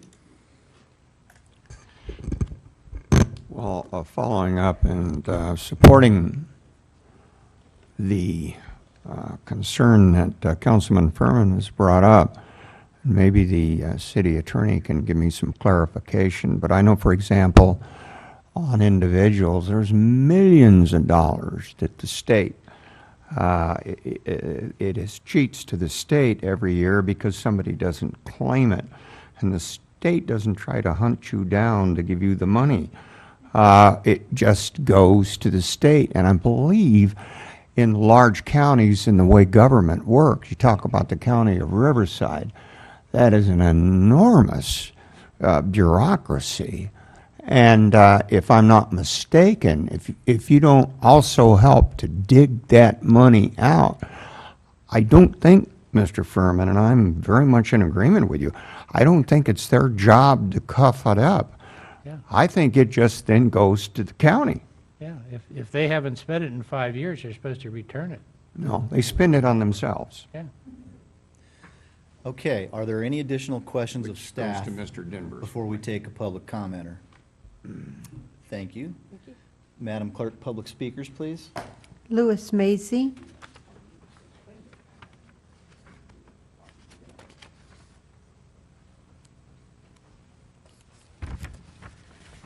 Mayor, City Council members, I'm Louis Mazy. I reside at 25597 Kayla Court, Menifee 92586. I have a question. Why does the transfer agreement only cover the Sun City Menifee area plan and not the Harvest Valley Winchester area plan portion that fall in the city, such as Romoland and Heritage Lakes? This concludes my comments. I'd like to break my own thought on that. I sure would love to have an answer on that. Okay, if you don't want me to, I'll ask for it at the end of the thing. That is so wrong. I know, it is wrong. It really is wrong, but I really like to have an answer to that. So, might I offer a suggestion? I mean, staff has already acknowledged that they're going to do some additional research on what other funds may still be held by the county. So if you could add, I mean, that's a valid question. There may be some DIF dollars sitting at the county for that specific planning area. We do have, there's 2 area plans within, the county's divided up into many area plans. We have 2 that are within the city. There's Area Plan 16, which is The one that he just mentioned, right, yes. and includes Romoland. And there's Winchester. And there's Area 17, which is called the Sun City Plan. These particular funds were collected in the Sun City Plan, but I will be encompassing both in the research. All area plans that are within the city will be, I'll ask for all the data. Well, the Area 16 would obviously be prorated to contain within just the city boundaries. So, you know, if there's a dollar figure out there, it would have to be adjusted for our share. Right, that's correct, and I'll be working with the county on that. All right, very good. Do we have any other questions? Do we have any other speakers? Okay, Mr. August. Oh, I just wanted to know if Mr. Mays' question, was that just answered? Yeah. Okay, you said that? Okay, good, Yeah. thank you. Okay. Okay, I'll entertain a motion on this agenda item, please. So moved. May I have a second? Second. Roll call, please. Councilmember August. Aye. Councilmember Furman. Aye, but anxious to see the report. Councilmember Denver. Aye. Deputy Mayor Edgerton. Mayor Mann. Aye. Thank you. All right. We'll take it where we can get it from, right? Nicely done. On to agenda item 12.2, appoint ad hoc committees to study underground facilities and storage container issue and report back to council with recommendations. I put this up on the agenda in this manner, and I am going to not appoint on the advice of the city attorney. I'm not going to appoint an underground facilities ad hoc committee. It's not needed. I'm going to ask staff to bring that ordinance back to the full council for the first meeting in July. And whatever brush up or dust up we need, or polishing of that ordinance, we can do it from the dais based upon the city attorney. And so for the storage container ad hoc committee, I hereby appoint Councilmember August and Councilmember Denver. And that's a change from what I was previously going to do, but that's also was on the advice of attorney. And so at this point, that's an ad hoc committee. It serves at the pleasure of the appointing officer, which is me. You make a comment? Absolutely. I'll entertain comments on this one. Could we add the home-based business review on that? Same No. ad hoc committee? No, it's not agendized as such. Okay. But you raise a very valid point, and that was asked of staff, and I know that's on their list to bring it back. So if we can just allow it to proceed on a logical path, I'm glad that you asked that again, because we need to maintain focus on it. Right. But I don't think we need a special ad hoc committee at this point on that. Mr. Denver? I know it's getting late, I'm getting confused. Did you just say that we're going to not appoint in a committee and you just appointed it? The agenda item had two appointments. We're appointing the storage container committee, which I just did, you and Mr. August, and I did not appoint anybody to a non-existent bunker committee. I understand. Okay? And in terms of the charge of the committee, if you would please work with staff to bring this back in a rapid way. And also, if possible, Mr. Manager, if we could not have the storage container ordinance on the same agenda as the detached underground facilities ordinance, I think we would all appreciate that. Okay? So, I think you have enough direction on that. On to city attorney reports. I have nothing. Thank you. Mr. Johnson, you're up. Thank you, sir. Mayor, members of council, just a brief report on ICSC where I did attend as well. We had some 20 or so appointments that we were scheduled, and between myself, Mr. Edgerton, Mr. Denver, and you, all foraging out on our own and sometimes together, we made about 22 other appointments or drop-bys where we collected information and brought back to staff, and we'll be following up on those in the next week. A couple other items. We received a beautiful commendation here. I wanted to publicly share this for Jonathan Smith, our Public Works Director. We've been having these quarterly meetings with the school district. We met with Mr. Kennedy and Ellen Kane, who is the principal over at South Shore Elementary School, and they pointed out a little issue to us on the street from Holland, from South Shore up to the top of the hill, and there were some issues on the sidewalk area there, which is not a sidewalk, it's dirt, it's gravel. There's been some sandbags that were filled with rock that kids were kicking through, and there were some other old fence posts from the silt fence that was still left there from construction. As soon as we were done with our meeting, Jonathan called PV Maintenance. They arrived on the scene in about 20 minutes and regraded that entire area. Got a nice little letter here from Ms. Kane. It says, "Dear Rob and Jonathan, what a pleasure to meet with your acquaintance. Thank you so much for taking to heart the safety of our students, not only at South Shore, but district-wide. The cleanup of the roadside is beautiful and much safer for our children and families to navigate. Looking forward to continued collaboration. Sincerely, Ellen." This is why we make the relationships we make, and this is exactly, I believe, what you've pretty much directed me to do, is to reach out to the different community groups and the the other organizations in the city and make sure that we form good relationships. These are quick things that we can do, and they, as you can see, come with a nice thank you. So Jonathan, thanks for jumping on that day in particular. Two other items I have, just so that council's prepared and ready. We are moving rapidly on the Newport Road widening project. You're going to be seeing that come to you a lot quicker than what we anticipated. Again, with the staff that we have and Jonathan's leadership, and along with Sean Nelson, we're prepared to move that along rather quickly. It could be coming to you at the next council meeting for discussion and decision. We do have our budget study session on June 4th, so I just want to make sure that all aware of that. Finance Director Terry Willoughby dropped off your budget binders to you, so you all have the information that we'll be presenting on June 4th. And with that, I don't have anything else. Thank you. Were you going to, thank you, Mr. Johnson, for that. Were you going to quickly answer Mr. Yoder's question for us?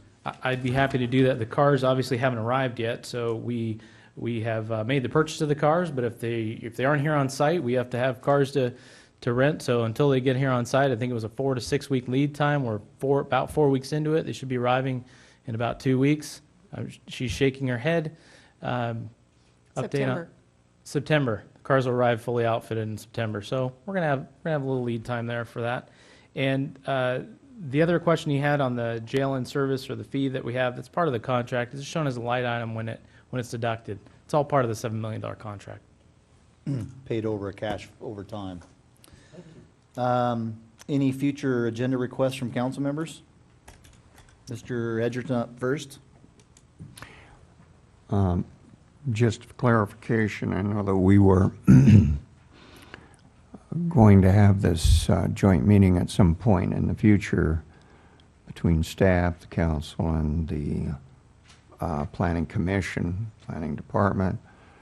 And we don't have a definitive date about that as yet, do we? That's correct. We're working on, I believe, the first 2 weeks in July. Yeah. We want to try to get through the budget process and then Good, open it up. and I appreciate that. If that's okay. Just clarification, when you talk about planning, somebody mentioned there are laws, and there are laws, and everybody has agreement on the laws.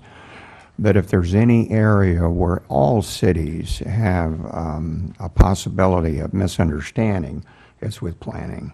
That is the 800-pound gorilla and the elephant both sitting in the middle of the room, and that's where you need to sit down and evaluate. And also, it's good to make sure that we have a clear understanding all the way around, so that we don't have later miscommunications. I think if we can get some agreement, we're less likely to have misunderstandings. Doesn't mean we're going to agree, but at least we all are on the same page about where we're going. I know that the city attorney made some mention regarding what would involve zoning, and we've had a lot of controversy about that in the past. So I think there's a lot of reasons to get this thing moving forward, not to generate more heat and more controversy, but to see that some of it's dissipated. I think it'll help. Thanks. Thanks, Mr. Edgerton. Councilmember Denver. I have three things. The controversy I don't remember. The controversy, I was going to say this earlier today, but I think it was earlier, we had a big discussion about the bunkers. And the bunkers, the issue, when it was mentioned logically, it had to do with protecting your family and being ready for the big earthquake or the big fire or the big nightmare that comes. For the government. Or the monsters coming over the hill.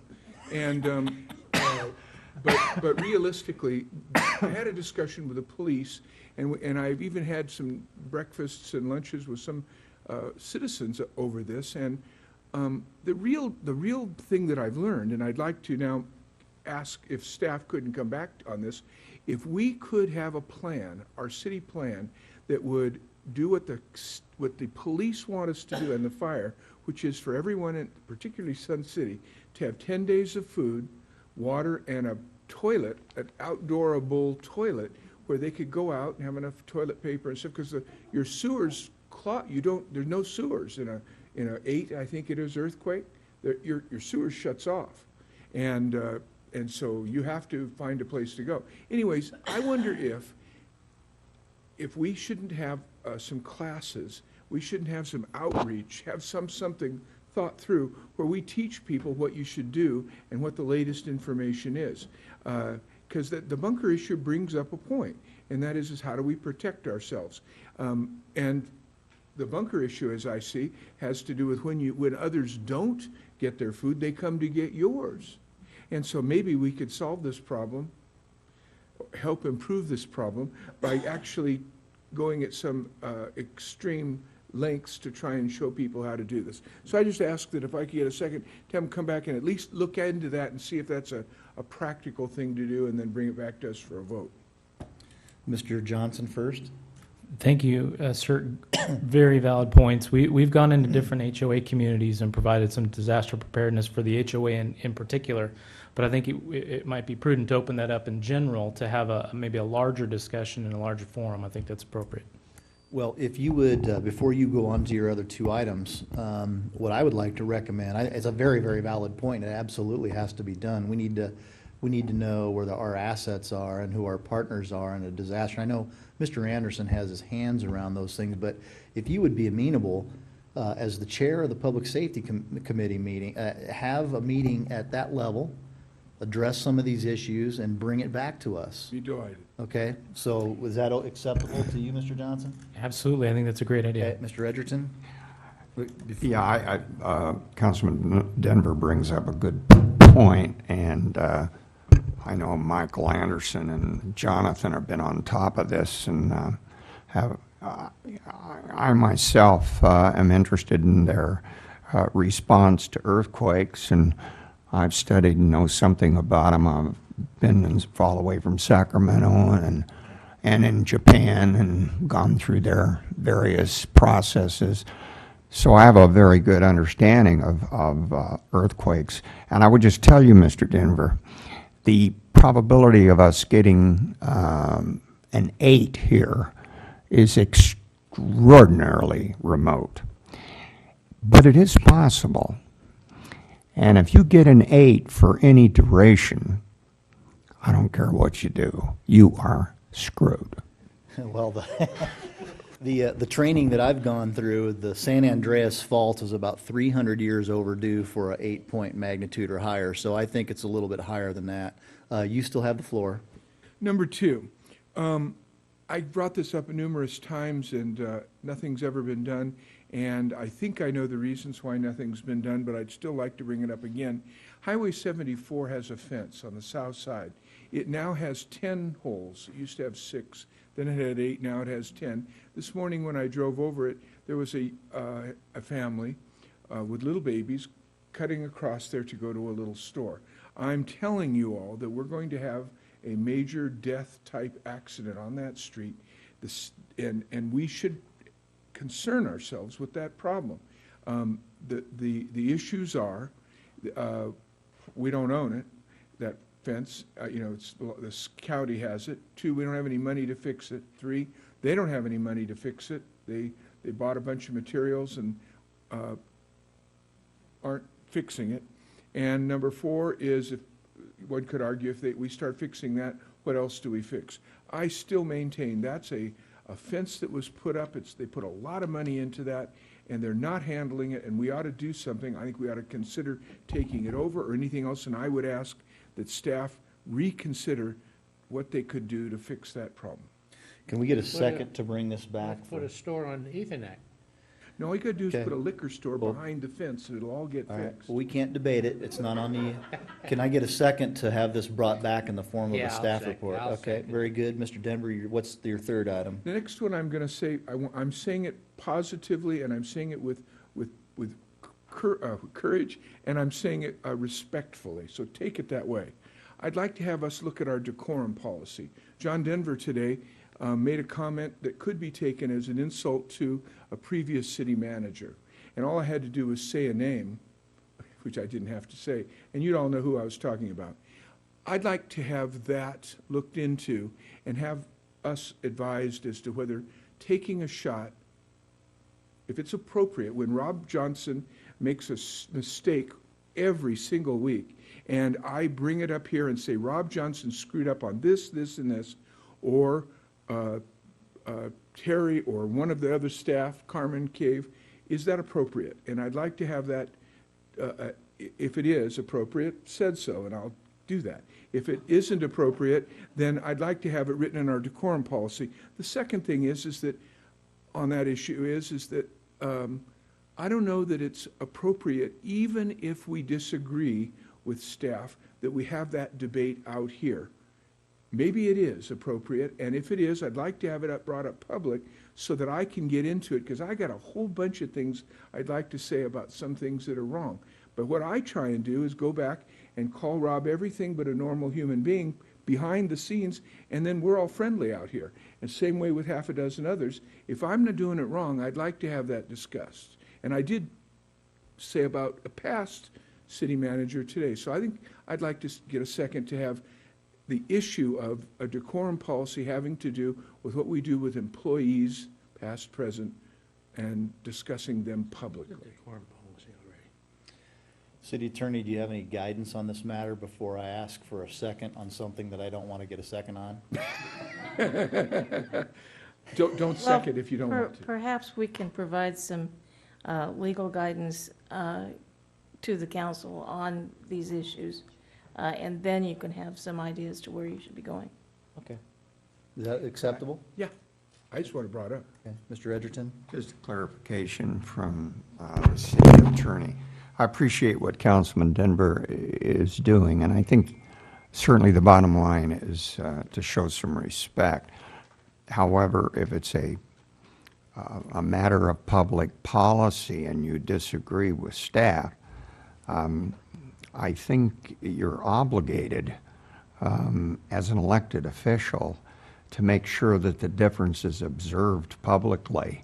It doesn't mean because you disagree you're disrespectful. It obviously means if you feel something strongly, there's some passion, but that doesn't mean passion represents disrespect. The public deserves a full hearing on all matters, including when there may be a policy difference. But it's sort of the nature of what democracy is. But let me give you some parameters and some guidance on that. Thank you very much. Is that acceptable? Yes, sir. All right, very good. So you didn't like my $4.1 million outing of a previous city manager, I take it? That was the idea. The other one was, did I just cost the district a whole bunch of money?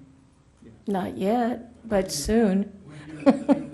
When you look at this policy, it's charged by the hour. Did I just charge the district? Yes, it is But charged by the You got hour. a second for it, so you authorized the expenditure. Yeah. You could build that fence with that You're money. spending it, John. Remember that. Yeah, $175 an hour. Are there any additional council member requests for this retract? evening? You want to retract? No. No. If there are none, I have no additional agenda requests because I think staff has a full plate. And there's again, I'll reiterate, there's a methodology and there's some hurdles that we have to overcome in a logical way here. And so please bring these matters back at the pleasure of the council, but in a way that it doesn't overburden you all in terms of workload. Bring it back in a logical manner is what I'm asking. A quick one. Yeah, okay, Mr. Edgerton. We've been here about, it's been a little better than 4 hours now. So if we can, in the future, for our agendas, anytime it's possible to make it brief, and I know that is not always possible, sir, but when it's possible, it would sure be appreciated. Then the final thing is, I do have to report, I didn't report out on the Finance Committee from earlier in the agenda, so I need to do that now because there's some really good stuff. The biggest takeaway from the meeting was Ms. Willoughby has made some recommendations that she feels, well, I'm sorry to say, she wasn't able to bring forward before. And they're absolutely sound things that need to be brought forward. It's what municipal finance people do. And so you're going to see some policies come forward for the very first time. There's already investment policy. There's already a fund balance policy. There's a debt management, oh, there is no debt management policy. That's one of the ones that are going to come. So she's got a list of about 8. So feel free to start bringing those back at, per the guidance at the Finance Committee, again, on a logical progression, okay? So that's my report from the Finance Committee. If there are no other comments, this meeting is adjourned. You're kidding.